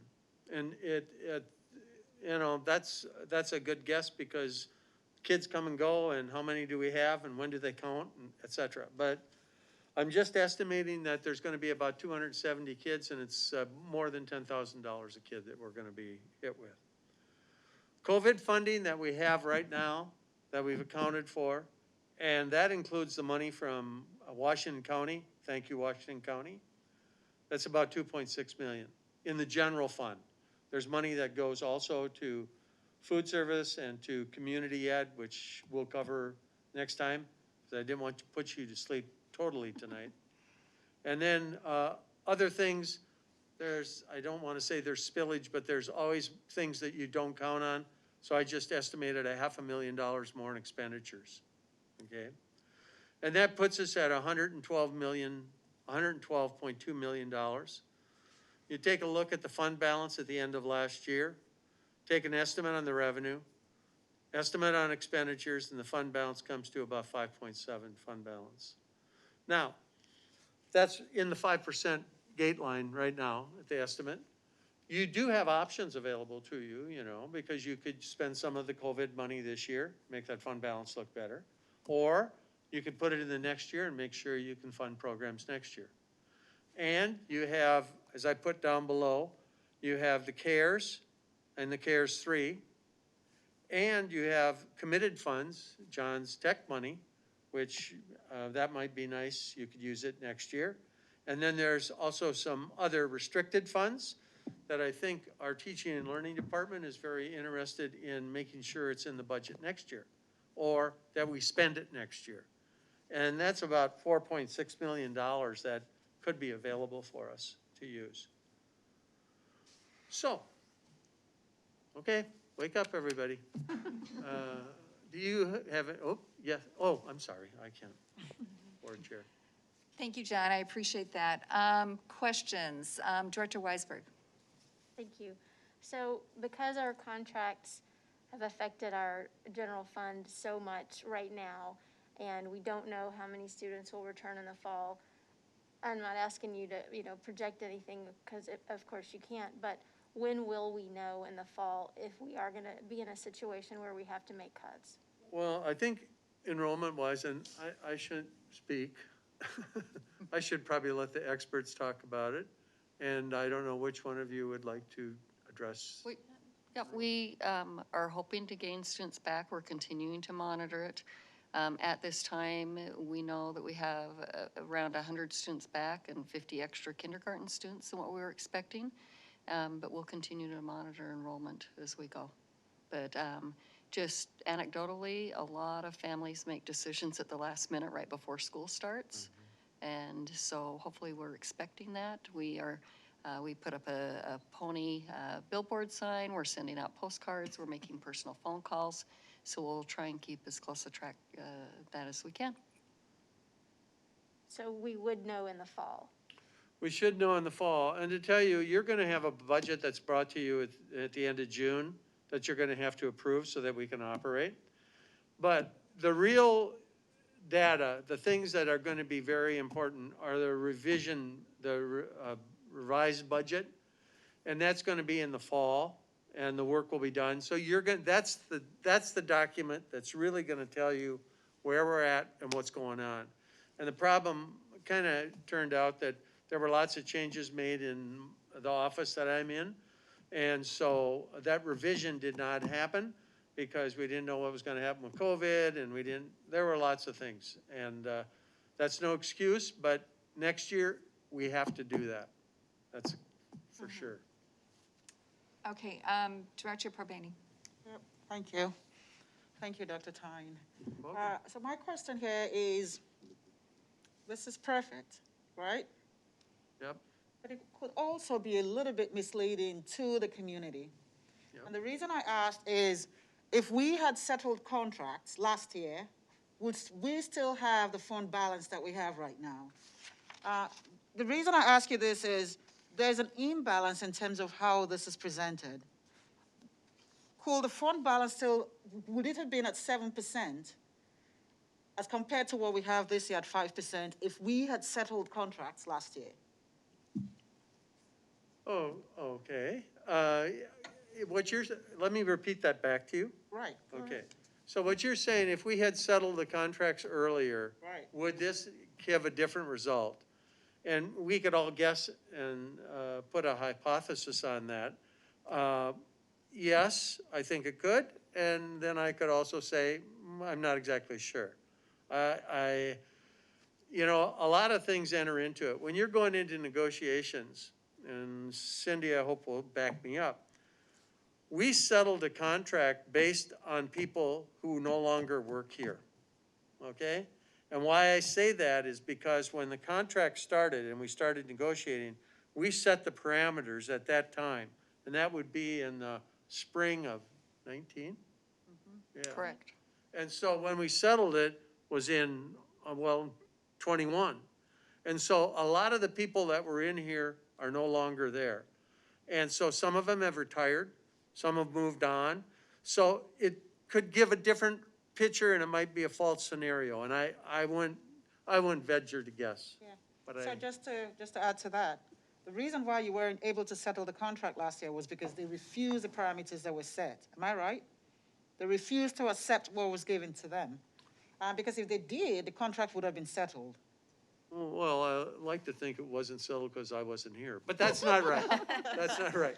I think it's important for us to have clarity, because what the community is hearing is we have a huge expenditure this year without realizing that nothing was spent last year. That's right, and that's what I basically said. The fund balance that you had previously was there because you hadn't settled the Premature, right? contract. It was a premature fund balance. Yeah. And I think it's important for us to express it that way, because Yeah. the question that was asked now, because everything is about the teacher's contract has inflated the cost that we have today. But we forget that the fund balance, the amount of money we have last year, was inflated because nothing was done. So it wasn't real. It really wasn't real. So it's that clarity that is really important. Yep. So that's my question. Yep, We're at 5% even after settling. That's a difference of 2%. yep. Would we still have had 7% last year if it was settled? So that's my question, because regardless of what you do, there would have still been an expenditure with respect to the cost associated with the contract. Yes. But it was zero because nothing was spent. So we That's can't true, compare. except a couple of groups were settled. Right, Yeah. right. But so we can't compare that because some weren't settled, we had to pull into this year. Right. So that's my question, and I think it's fair to actually present that too in terms of the difference of what it could have been or what it should have been if it was really settled. The truth is, I'm really tired of people saying, oh, this year, the contract is, our budget, exploded just because of the teacher's contract, but that's not true. Nothing was spent last year. That's the truth, in terms of some of the contracts not being settled. And it's that difference that I really want to know in terms of what the cost difference will look like. Well, that would be an estimate on my part, and Director Sherman. I wanted to look at Exhibit C, if you have a second. Exhibit C. Yep. So some of the costs here, I just want to, for the sake of the public, I want to be able to go through some of the ones that maybe had a higher increase than from one year to the next. So specifically, I guess I'm looking at, I think we covered the salaries The benefits. and the benefits. Is there anything in there that, would be notable that you would want to cover in the salaries and benefits for people that you would want to? Well, let me think about that just for a second. There were some costs that were settled. This year, we've had some legal expenses that are higher than probably they have been in the past. Which one would that fall under here? That would be under the board area. That's where we charge it to you guys, because So is that, that would be, that'd be toward the administration. It's not really in the object code. It's more in the program. So if you go oh, okay, to yep. Exhibit That- D. And that's what I meant, Exhibit D, yes. So the admin would be, Yes. that would be, Right. some legal fees were in there. Yeah, and then I'm part of the problem too, because you've had 4 different people in this role. And that's been kind of a difficult situation too. Right, Because right. you're trying to guess what they were thinking and, they're Right. not here. And then was the one with the technology, or I'm sorry, this one, it's District Soup, the 68.3. That's a lot of technology is in there that John has coded quite a bit of it there. Okay, is there anything else in there besides technology that? No, I think that's, the big hunk of it is really the tech costs. Okay. And it's not only, you're not only just putting hardware in there, but you're putting programming in there, you're putting staff in there too. Right. So unless John corrects me and I'm wrong, but he looks like. I don't correct you, John. Okay, and then I just want to make note that I feel like other districts with a tech levy were probably a little bit prepared for some of these COVID costs, that ours came out of our general fund. Yeah, Correct. well, usually if they have a tech levy, and they do have the option, see, not all things are fair in COVID, okay? And some districts received, because they have higher free and reduced, that is really tied to like title Yep. structure.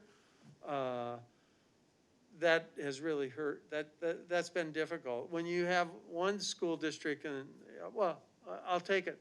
Roseville and Stillwater, in fact, Stillwater's larger.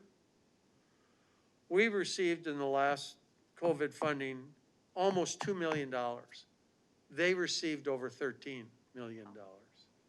Now, that makes just a little bit of a difference. You know, you can cover lots of sins with that. I know the folks here will be smart how they do it, and they'll use it to the maximum ability, but. John, I had a question about expenditures and revenue update. The section in there called additional resources, and this is CARES 2, CARES 3. How solid do you think the numbers are in that category there? Where's it? I'm sorry. On additional revenue, additional resources, I think it's your last slide. Additional resources down below? Yep. Yeah. How solid do you think those numbers are? I have to tell you, I feel pretty comfortable about them. Additional resources. I know that the CARES money is there. We're in there. We have to apply for it, and if you don't apply for it, it goes to other people. So, I think we're very aware that we gotta do that. And I know that, the team has been in and getting the service information, which I'll share with them tomorrow. And the, CARES 3 too, that's a solid number too. Now, there's additional funding that's tied to both of those too. So there's gonna be more, and we don't know what that is. In the, committed funds, that's under the control of the district. We can use that. The board has committed it, so the board could change how you use it. But I think, right now, John probably wouldn't be excited about that. And then there are the restricted funds, and those are just things that were set aside in the audit. An example would be staff development. It's there, and we have it, and it's up to us to use it. And I think that Dr. Cherry has been very aware of it. Superintendent Lansfeld is very aware of it, and I think they're gonna make some plans for how we can do that next year. And you have some, those aren't really federal money, you just have to use it. And if you use it there, yeah, that frees up money to do other good things for the kids. It's all about kids.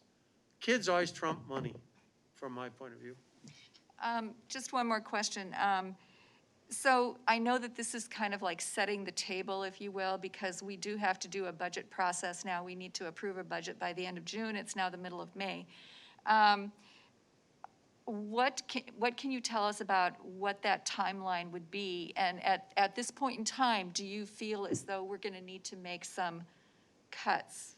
Well, you know, whether you know it or not, we already have made some cuts.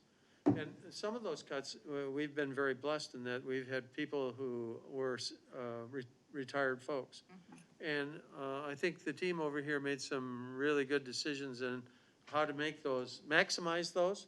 When, if we did have to replace somebody, we were very responsible in how we did that. But I think there were, how many retirees? Well, between the last 2 years, a little over 30. This last year, I think we're up to 16 or 17. Yeah, so if you take 16 or 17 and I can give you a number to put on it, but it's got 6 figures in it. And so if you do that, you're talking some savings. And those are the painless cuts. But they've also taken into consideration the enrollment, and they've made adjustments to match the enrollment with the staff that we had. And I think there may even have been some non-renewals. And kudos to the folks in teaching, learning, and all the other programs that their principals have had to make some tough decisions. So that didn't answer your question, but I'm going to try to right now. At the next meeting in June, you're going to have an overview, and that's going to really be based, there's going to be 2 of them. One's going to be on the other funds that are out there food service and community ed, et cetera, and I worked on those today, believe it or not. And then you're gonna have an overview of what the budget's gonna be. I'm not gonna just dump it on you on June 30th and say, well, your back's against the wall, you better do something. So I'm gonna try to give you a Paul Revere report. It's coming, here's some information, so you're kind of prepared for it. And then on June 30th, you'll have to make it. But the real information is really, the real work is gonna be in the fall of next year when you have those numbers that we all talked about. Okay, thank you. Director Weisberg. Thank you. And I was just trying to clarify, thank you, Annie, for bringing it up, that I understand that contracts weren't settled previous to this semester, but my point was that had we stuck with the parameters that were originally worked on, they would have been, we would be several $1 million higher in the budget. That was the point I was making. Director Hackert. Thank you, Chair PG. My question actually looks more into capturing more revenue. And I think there were a couple opportunities that you mentioned throughout your presentations. But one of them that just came up was the free and reduced enrollment. And I was curious actually for Superintendent Lansville or Dr. Cherry, maybe if you could give us any idea, have we actually, I know that families need to apply for free and reduced lunch. And this year, lunch was free for everybody because of federal programming. So did we see a drop-off in applications in our district? And is there anything being done to kind of remind families that those applications are kind of a door to more opportunities for our district and not just for lunch, Sometimes as it doing good sounds? things hurts you a little bit.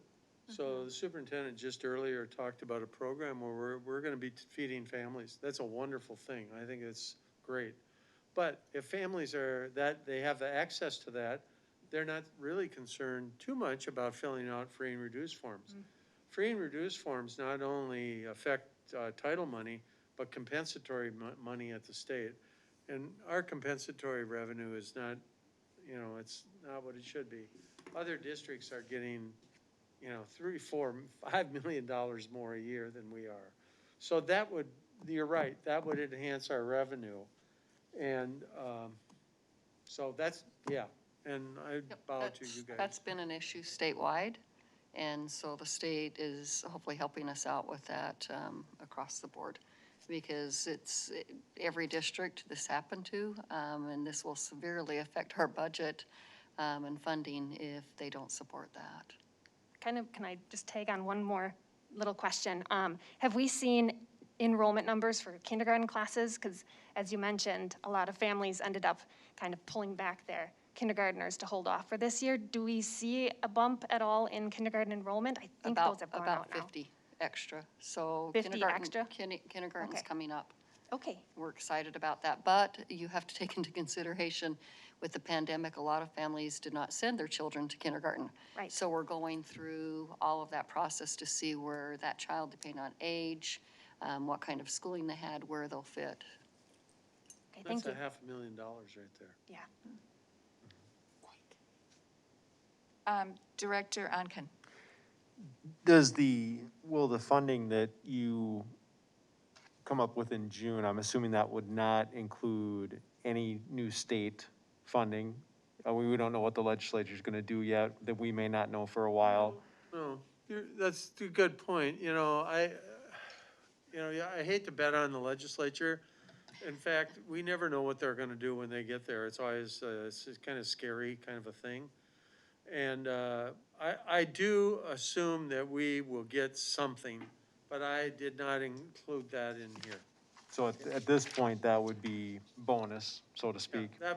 That's gonna be in the next fiscal year, because during this year, I'm just trying to hang on to what we have. It's the next fiscal year.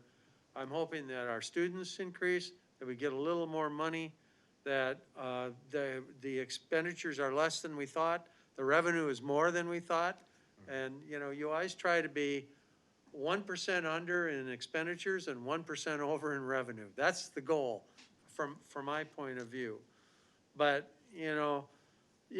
we have to make some really careful decisions too, because My daughter always tells me, your granddaughter only has 1 year in 3rd grade. That's it. She doesn't get a second bite of the apple. So, you know, we have to make sure that every kid gets what they need to be successful, because the old saying goes, you either pay me now or you pay me later. And by paying in later means that you're gonna have to pay for remedial work or extra teachers or supplies or whatever. Director Parvani. Just a quick one here. I'm just a little curious. Do we know, I know we talk about free and reduced lunch, but do we know the types of families that have removed their kids from the districts, from the schools? And what do we say, do we also, are we hopeful, or are we thinking that we might have an increase in students that will be on free and reduced lunch? Because I don't think the students that have left the district to go to private schools or other schools are students who are free and reduced lunch. So if we're putting our hopes on that, I might be a bit disappointed. I always want all of our families to be successful, and the less free and reduced we have, in some ways, that's a good thing. That's what we want. So I would never say that we want more of them. And what we're trying to grow is our student base, and we want to make sure that we have students that are healthy, well-adjusted, that families get the support they need, and that we honor and respect everybody who walks through the door, no matter where they're from, no matter what language they speak, no matter what they look like. They're all our kids, every one of them. And that includes the non-public kids, because non-public kids, we know that if there's a non-public elementary school, we want to make sure that they come to, we want to offer a good program for them in our middle school and our high school. And even if they choose someplace else, they're still part of our community. They still count. They use our facilities. They don't use it. They get to enjoy them like we do, and they should, because they're part of the community. So all of our kids are important, no matter where they go. Director Sherman. Just a couple questions. I understand our hit on the free and reduced lunch applications. I think it would be interesting if we could maybe get communication out to families, just to build that kind of awareness that it does impact the budget if you don't fill them out. I'm sure we've done that before in the past, and we probably have something. I see a hand. I think. Yes, that's a push we'll be doing. It's a year-to-year application. And so there will be communication. Our food service is meeting with Carissa here actually next week to kind of talk about what that looks like over the summer heading into next school year. Okay. So like Superintendent Lansfeld said, that is a hit statewide, and we are that as well. But then also moving forward, even though next year as well is going to be free lunches and breakfast for everybody, that how do we still get those applications for those families that need it out so they can get the other supports they need? So that communication we're going to be working on, so we can get that out in e-newses with each of our buildings for next summer heading into next school. Okay. You know who does a lot of that work, and that we really have to honor, is our people in our buildings, our clerical help. They know the kids, they know how to get the information done, and then our principals too, to encourage and to do it in a respectful and dignified way, to say how important it is for their children. Another, like I said, I just had two really quick ones. In the Exhibit D, I'm just kind of trying to pinpoint some of the costs, and I know that there are contract costs in there, and again, we've kind of hashed out we didn't settle 1 year, so it kind of artificially inflated that general fund. Yeah. Now we've kind of caught up. Yeah. But I'm curious, I get this question all the time. The superintendent buyout costs, where is that in this? That would be if you go to Exhibit D, and you go to the first line, you'll notice that there's an increase. That's, the board is included in there too. And see, so what the board is in, if the board is in there, that means that your legal costs are in there. Okay. But you've had significant legal costs. And then, I would say, yeah, there's superintendent. I think, I know that,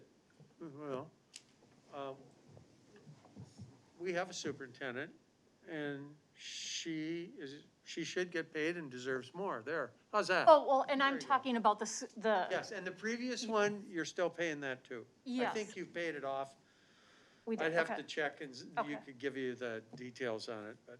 And then also, I know we hired, I think that the board previously approved some teaching staff. We had to for distance learning, which made total sense. Would that be in one of these categories? What teaching staff Well, that, didn't we hire, I think, and Liz would probably know this, or Dr. Weisberg would probably know this, but I think back, we kind of hired some additional staffing to help. Would that, where would that be in? I'm just trying to kind of in my own mind. if they're licensed teachers, it would be under regular instruction. Regular instruct, okay, so that could explain some of those inflated And costs I then too. assume Okay. that they're all licensed people, right? Yeah. Okay, And, yeah, they're included, and there were some additional custodians in there too. yes, and so those were some of That those. would be down under operation and maintenance. Okay, perfect. Okay, I just wanted to kind of, because some of those COVID expenses add up. Perfect. Okay, any other, Dr. Can I Cherry, just did you? add just a little bit more context? I think it ties into a little bit, Chair Petrie, a question that you had, and then just to add upon Director Sherman's questions about various costs and increase in costs. We did hire additional teachers, custodians, health services staff, a few different categories of employees this year specifically for COVID-related needs. Those are 1 year only positions. Right. And so as we're looking at, we're just moving through the staffing process right now. And as we got through staffing for teachers and paraeducators, that's staffing that we do based on enrollment for next year. And so as we have projected that enrollment is going to go down, we've hired fewer teachers. And so that gets into a little bit of what John was saying about the retirements. And through natural attrition, we haven't replaced those positions because we're projecting lower enrollment. And so you will see that as the projected budget comes to you, and we'll be looking at that in terms of what that budget looks like. It should be lower than it is this year. Okay. Just a quick one here, to follow up on Director Sherman's. To capture the families who we believe are on free and reduced lunch, how do you intend to do that? Because I'm sure there's probably an increase within the last year. Are you going to send the information to all families? Yes, Okay. we have, with our communications department, they will be working with buildings. And I've heard from Carissa that they do have a plan for back to school and ongoing to make sure that we can encourage families to turn in that paperwork to support us. So And to just support them. targeted families or all families? All families. Oh, We set okay. it, yeah, we don't have a list, an official list. Staff doesn't of the students that are free and reduced. So we want to make sure we get the information out to everyone. Okay, that's good. And Thank and you. circumstances change for families Right. too. Right, thank you. Director Sherman?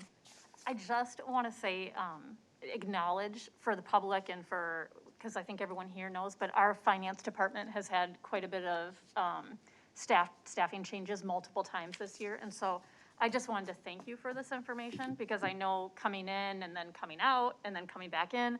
So I really appreciate it. We've seen you now here a couple times, so, and you're kind of seeing this process along. And so I appreciate that immensely. And I know you are only as good and as talented here as you are all the people behind you. So I just want to thank all your staff that supports you. And just in my conversations with AMSD and other organizations, these conversations are happening in all districts. COVID has really been a challenge, and so we're going to have to make tough decisions. I hope we can do it together.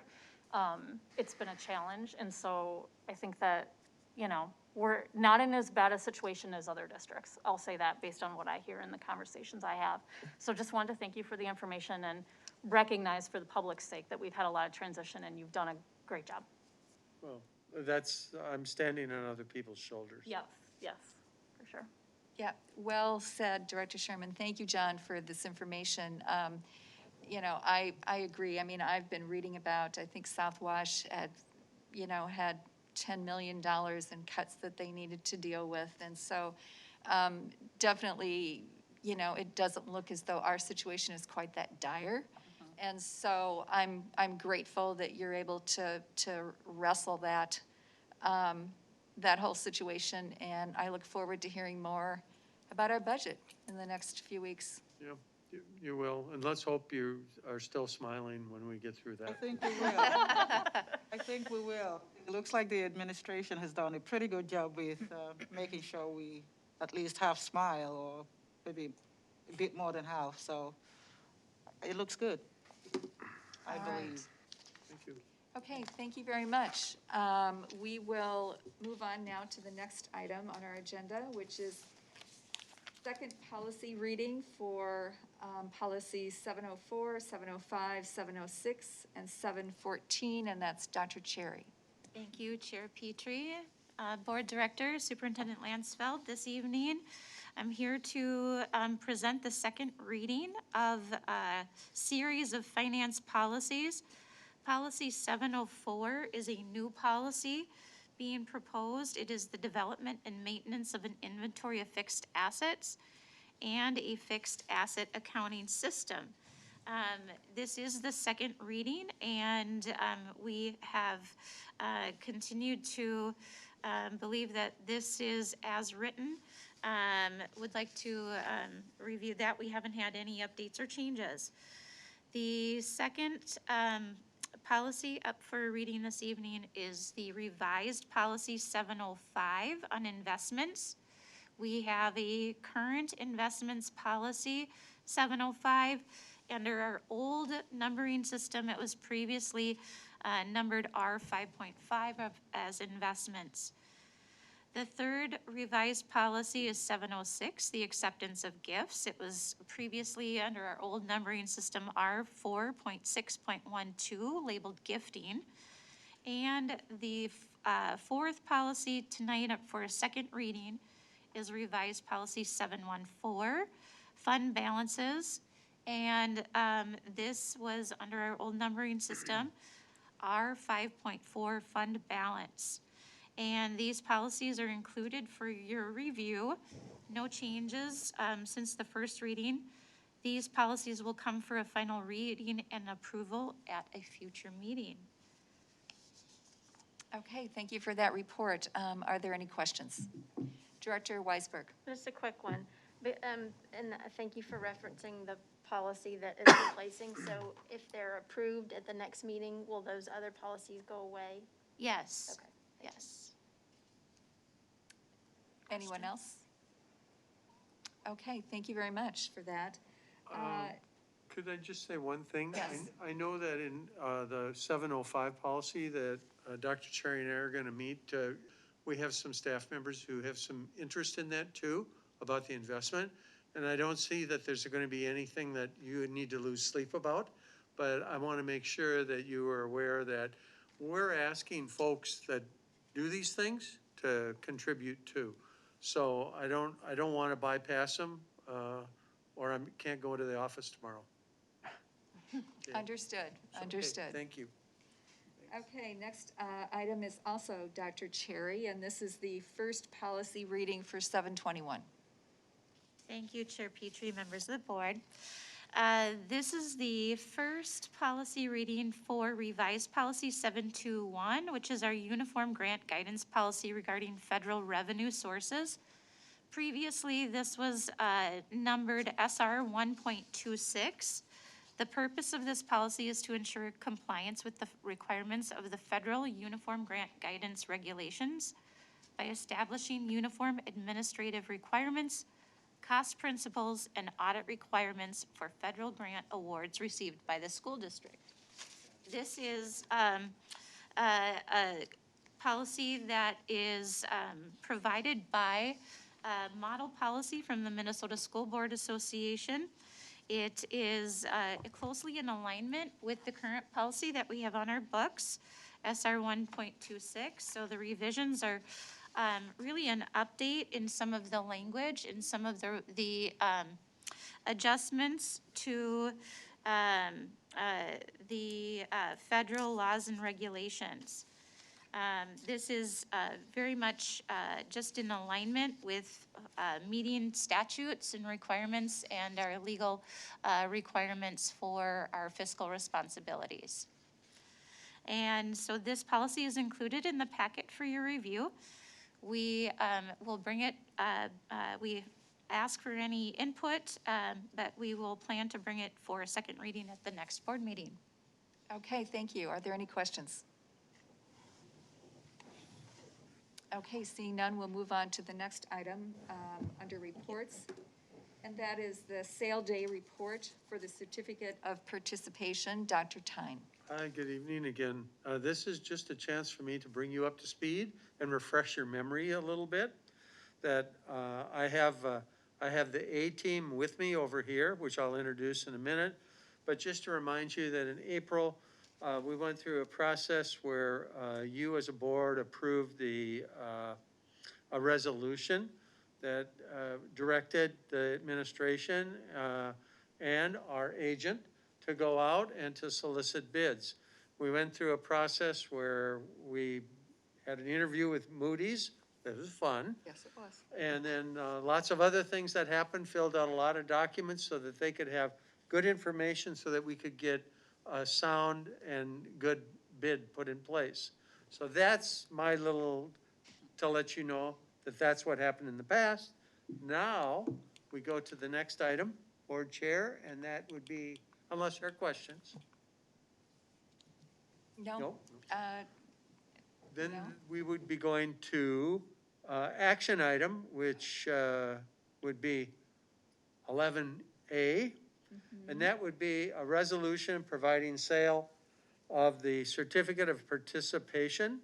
And with me tonight, I have Greg Crow and Jody Zesbach, who are from Ellers, that will explain the process that we've gone through, tell about the good things that have happened this morning. And I think I'm very excited about that. So I'd turn it over to them if that's okay.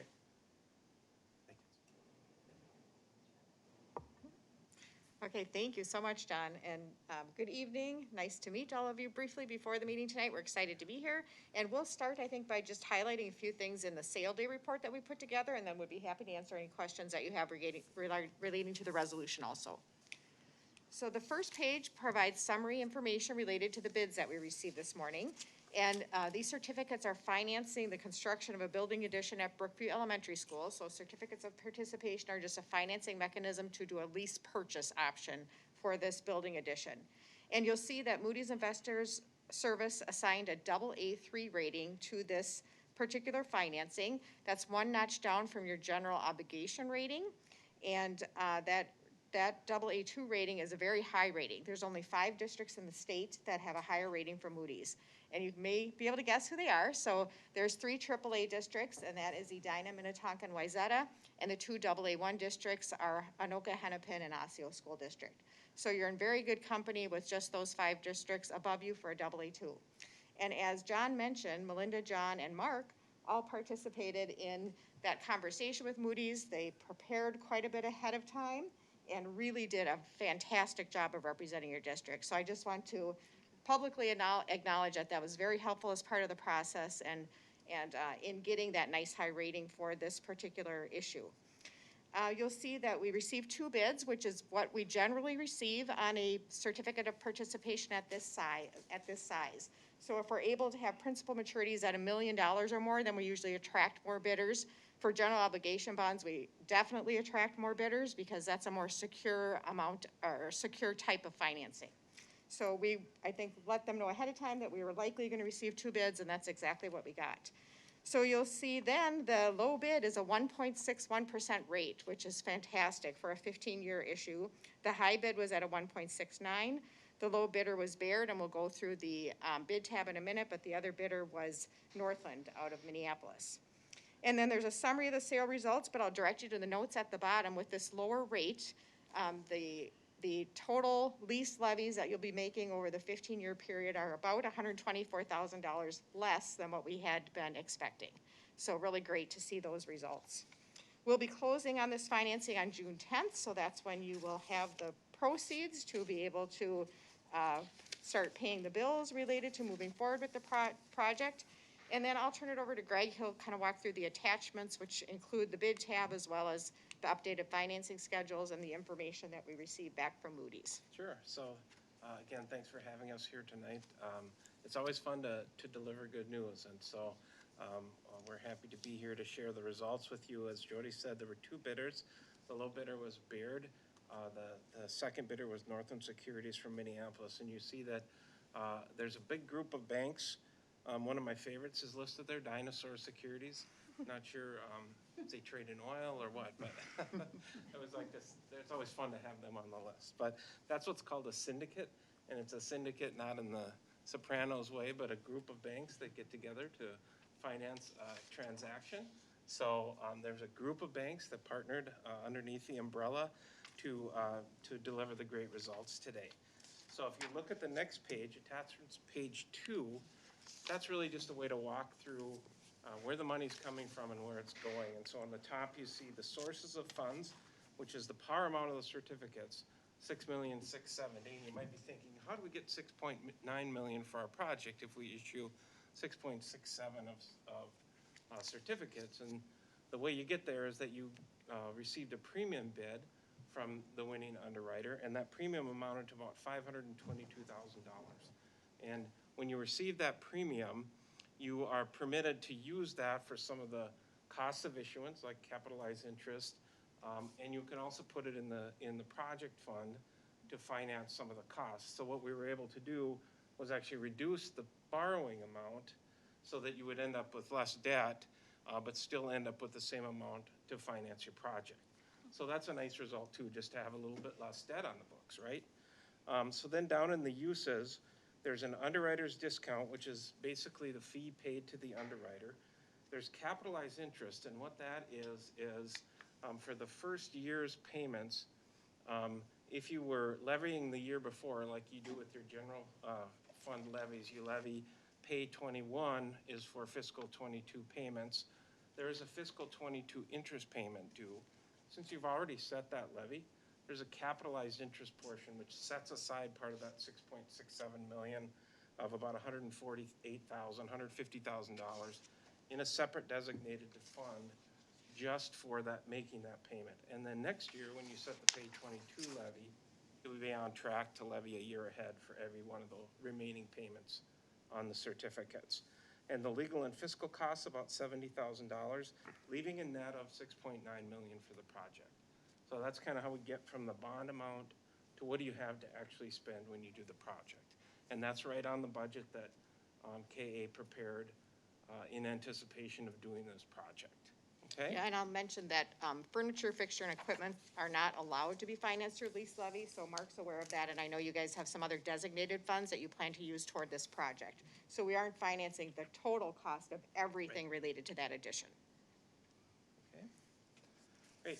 So then the next page is a squint your eyes and look at the little print, but this is really the amortization table. The principal and interest payments laid out over the 15 levies. Couple of, really the main thing we look for on these is level payments over time. So you can see that, and certificates and bonds have to be issued in $5,000 increments. So if you look over to that far right column, you kind of follow it down and all the payments are within $5,000 of each other. So your levy will fluctuate a little bit each year, but it's basically about $30,000 to $35,000 a year that you'll put on your levy until these certificates are paid off. Tax impact is on page 4. And it's basically pretty similar to what we prepared in the previously. The interest rate is great. We had anticipated a rate of 1.71%, so we're pretty close to the market on the original estimates. It's about $1 lower once you get at about 400,000 or higher, but roughly what we talked about. So about on your average home of about $350,000, about $1 a month will show up on the levy to pay off the building addition. And then the rest of the pages 5 through 17, are a rating press release and a detailed credit opinion. And I would suggest if you have any kind of insomnia that you dive in, especially to the footnotes, and you'll sleep just fine. But I think Melinda loves the glossary. My favorite. But we want to highlight a couple of kind of big picture things that are important to note on the rating. And page 5 is the press release, sort of a summary, and that's a good place to look to see what, what did they actually base that rating decision on, and how could it change? And so the rating rationale is in the kind of mid to top part of the page. And obviously you have a great tax base. And just by way of background, your rating is generally based on your local community, so tax base and income measures, the school district's finances, so budget, things like that, and then administration of your school district related to policies and procedures you have in place related to finances, communication between administration and the board. So really the second two things are the things you have control of. You obviously don't have control of the income measures or the tax-based measures, but you do have your finances. So they do note that you're benefiting from a very solid tax base and income measures. But then they also note that you have stable enrollment, and again, that's kind of out of your control. But moderate leverage with relatively low fixed costs, and that's kind of related to debt and other kind of fixed costs that you don't budget every year that are kind of decided once and then are out there for a while.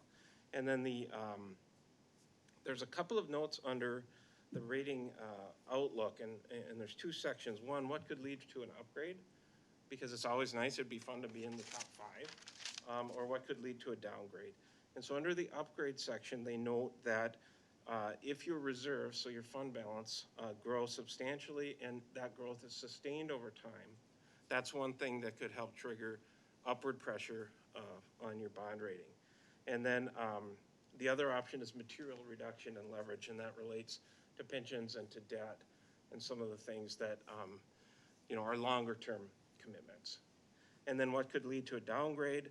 Deterioration of the local economy, coupled with weakening of residential income. So again, something that you don't have control of, or material increases in leverage and fixed costs.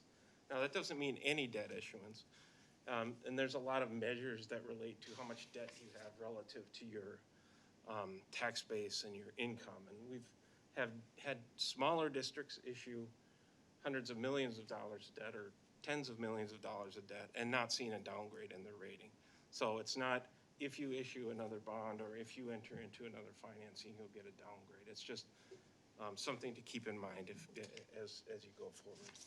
And as I mentioned, the detailed information really starts on page 10 if you want to dive in to all of the different measures that they calculate. But I think we'll just stick with the big picture items tonight unless you have more specific questions for us. So you also have a resolution. There's a lot of boilerplate language, basically laying out the bids and the levy. Most of what's in the resolution is highlighted in this report. So at this time, I think we're happy to answer any questions about the resolution or about the report. Director Hockert. Thank you, Chair PG. Just kind of picking your brains a little bit, and I'm not sure if you'll be able to answer this, but you mentioned in one of the ways to raise our score was our fund balance, to increase that fund balance. Do you have any idea kind of what that higher fund balance threshold would be? I'm asking because actually one of the policies we were just talking about was our fund balance policy. So very timely. So you'll see on page 11, they have a key indicators chart there, and they show how you compare to other districts with your same rating.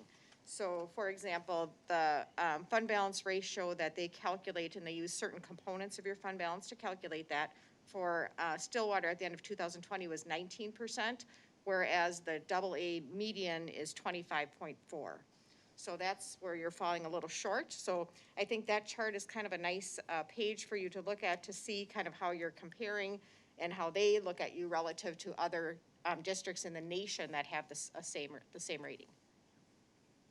Thank so you. You are a little under in that indicator. Okay. Do you guys work with districts across the nation as well? We work with districts in Minnesota, Wisconsin, a couple in Illinois, and Colorado. Okay, I'm just adding on to what Katie just asked about. So in Minnesota, typical fund balance is 5%. That doesn't mean there's not more higher and some lower, whatever and whatnot. Do you see in other states that you work with where they do have like that 20 and 25% fund balance? Oh, Is absolutely. And in the state of Minnesota too. Yep. Really? Yep, Okay, definitely. interesting. And again, it's available fund balance, so it's taking into consideration your, some of your committed, unassigned, some restricted funds, they will count in there, not all, but some of the restricted funds, so they're considering more than just your unassigned fund balance. Okay, Yeah, gotcha. and it's- So it's not, okay. Yeah, and you won't be able to see it on here probably, but as Jody mentioned on this table on page 11, the second grouping is financial portion, or financial performance, and the second to the bottom is available fund balance ratio, and you're sitting at 19% for 2020, so it's a little bit different than some of the other measures that. Yeah, so this isn't our general fund balance. This is more to do with capital outlay. General fund, but it's more components than just your unassigned fund balance. Gotcha, okay, thank you. Any other questions? Director Hockert. Sorry, me again. In one of the rating areas that you mentioned, you talked about the tax base and our community. And I'm just kind of curious, I'm assuming they took into account kind of growth versus not growth in our community.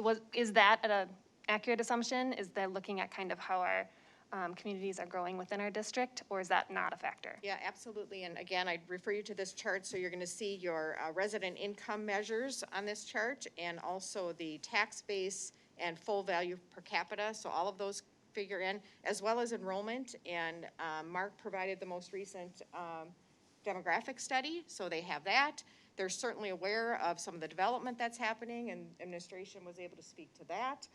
We looked at housing start information. We have a database that we can gather that data on behalf of your district, and we provided that information. So yes, lots of different data that they looked at, and they're able to glean on their own, of course, too, by digging into their own resources. But those are some of the types of things that we talked to them about. Thank you. Any other questions? I have one, quick one. Director Perbani. I know you showed it. How much is the total amount that we're spending on this again? This transaction ended up being $6,670,000. Thank you. Okay, We'll I have will. $6.9 million toward project costs. Okay, I'll entertain a motion for a resolution to award the sale of the certificate of participation for Brookview expansion to Baird. Director Sherman, you want to make that motion? Okay, is there a second? Director Onken. Discussion. Okay, Director Weisberg. Sorry, I thought people were gonna talk a little bit more about it. This is something I can't support based on the way our last bond and levy were both advertised and implemented. I think we're facing a huge uphill battle in passing our next bond and levy. And to me, this jeopardizes it because we are not asking taxpayers, we're just taking, and we're adding on to our newest building. And I think it's gonna jeopardize Lake Elmo and our other buildings, especially Lake Elmo that's been sitting, waiting for decades. So I can't support it. Thank you. Director Sherman. I will happily support this. I will happily support this. It's long overdue. It's 2 administrations that have recommended it, and it's supported by the CDT. It's the most cost-effective time to be doing this. It's only going to get more expensive.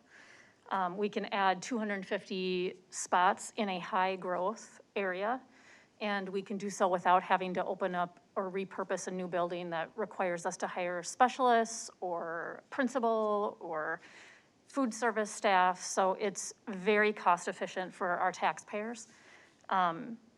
We, as a district, probably have about 7 to 8 million that we have annually in non-voter approved funding. It's a standard way that school districts are funded. It's a common.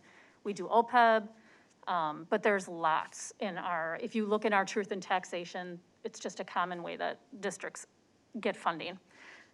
So I have no reservations, and the CDT I'm happy that we can do this. I'm happy we can get something off that list.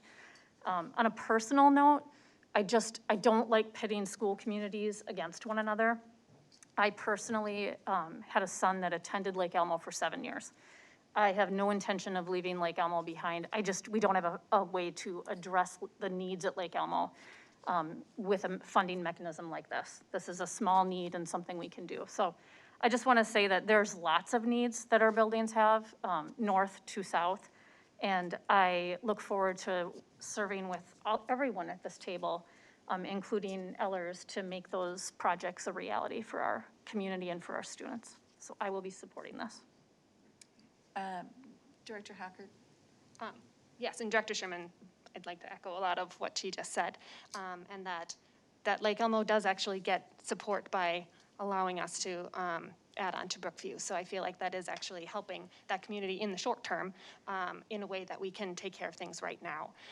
And as Director Sherman also said, so that this is something that has been supported by 2 administrations and the community.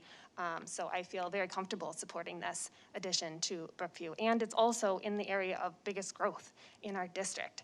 So it is addressing some of those factors that is actually helping our district, as we just learned in our finances. So for me, it seems like this is a good thing to get behind and support kids and expand Brookview and give them 6 more classrooms, which will be pretty easily filled in the next year or 2. So it's long overdue, and I'm excited that we're supporting it this evening. Director Parbeni. Thank you. I will be supporting this. The mere fact that some of us will sit here and pit one school against the other it's quite unfortunate. I don't think that expanding Brookview, whereas in this part of the district, we have an explosion in houses, we have an explosion in terms of the population, yet we have just 2 schools. And to expand the one that will benefit kids in terms of that expansion, I think it's justice served to the children in this part of the district. And I don't believe that expanding Brookview would impede the development or the development of a new school for Lake Elmo. And the mere fact that we're also mentioning that this will impact the levy or the bond, I think it's quite unfair because if we're going to provide for all of our children, looking at the district as all of our children in terms of support, I don't think that's the kind of language that we should be presenting today. It's to the benefit of the district. It has nothing to do with the parents that live here or there. The school belongs to the district. And I think it's our responsibility as adults to see this with respect to the positivity in terms of how it impacts all of our children. So for me, I will be supporting this. I don't want to go into the history of the educational, so we all attended that in terms of the educational processes within the country itself. We all understand what redlining is. We all understand how redistricting has impacted several schools. And if we're going to argue about Lake Elmo Brookview being expanded, when we know that kids right now are unable to, we have over 30 kids in one classroom, and then we're going to sit and say we can't support it because blah, blah, blah, I'm not sure why. I think it's truly unfair. These are some of the same reasons that we're given in terms of segregation as to how the school system functions. I really think it's unfair. Languages or coded words might have been used in terms of not wanting to provide for certain schools over the other. That is not the kind of language we should be speaking about right now. All of our kids deserve whatever it is that we provide for them. And I really think that that's what we should be looking at. Not necessarily looking at what is for me or what's going to be beneficial for the other person. It's not one school against the other. This school belongs to everyone in the district. And that's how I see it. So for that reason, I will be supporting it. Okay, if there are no other comments, it's been moved and seconded that we adopt a resolution to award the sale of the certificate of participation for the Brookview expansion to BARR. And because this is a resolution, we need to take a roll call vote. Joan, can you please do that? Director Hackert? Yes. Director Onken? Yes. Director Parbeni? Yep. Director Riley? Director Sherman? Yes. Director Weisberg? No. Chair Patry? Yes. You have a 5-1 vote. Motion passes. All right, motion passes. Thank you, Joan. And thank you for coming tonight. We appreciate the information and the really clear explanation. That's really helpful for us and for the community. Great. Thank you very much. We very much appreciate the opportunity to be of service to you, and we look forward to our discussion on Monday night also. Looking forward to that as well. Thank you very much. Thank you. Okay, The final action item that we have tonight is a memorandum of agreements with some of our employee groups. And so that is Dr. Tyne and Ms. Gustafson. Thank you all so much for having us tonight. I came at the last meeting, and John and I presented information about what it would look like if we took the groups that settled early and for not as much, and we brought them to the same level as the groups that settled later. And to remind you, that cost was about $291,000. The groups that are included would be the cafeteria employees, the CSS tech employees, which are kind of our clerical supervisor type positions, district directors, and then our community ed leads and assistants as well. And so at this point, we talked a lot about it last time, presented the information. If there are any additional questions, I'm happy to answer that. The path forward on this, cafeteria employees are an association, so we would enter into a memo of understanding with them. And then we would modify the terms and conditions of employment for the other groups, and we can take care of all of that with one motion from you tonight. I did check in with John, and he did say that yes, within the budget, he felt that this was something that could be supported. He also, we had conversation about the fact that it's just kind of the right thing to do, and that's why we're recommending it tonight. Are there any questions that you have? Let's begin with a motion. Would anyone like to make a motion? Director Hockert. Yep, thank you. Okay, all right. I So move to approve the memorandums. Thing Right, as is. okay. Okay, is there a second? Director Pavini. Okay, are there any questions or comments? Seeing none,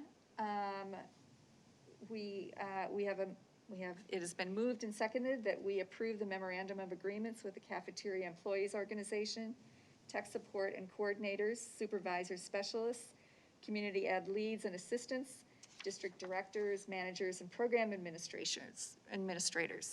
All those in favor of this motion, please raise your hand and say aye. Aye. Aye. Those opposed? Okay, motion passes unanimously. All right, the only other item is the board chair report, and I just wanted to report that we are in the process right now of doing an evaluation for Superintendent Melinda Lansfeld. She has requested that we do this as sort of a 6-month opportunity for her to get feedback on her performance. She did complete a rather extensive one last fall. And so this time around, we are not going to be evaluating her on all of those parameters. I think there might have been 9 of them. And so she chose to be evaluated on these criteria: school district operations, human resources, and student support. So at this point, I just wanted to put out the timeline that by May 20th, the superintendent will complete and submit in writing to the board chair and board secretary a self-evaluation using the evaluation tool in the agreed upon categories. On that deadline, school board members will also complete and submit in writing their evaluations. On May 21st, the board secretary will schedule a closed meeting for May 27th so that the board can discuss the evaluation. And on May 25th, the secretary will compile the feedback from board members and the superintendent. On May 27th, we will have that closed meeting. And then on June 10th, I will be reading a summary of the evaluation at the scheduled board business meeting.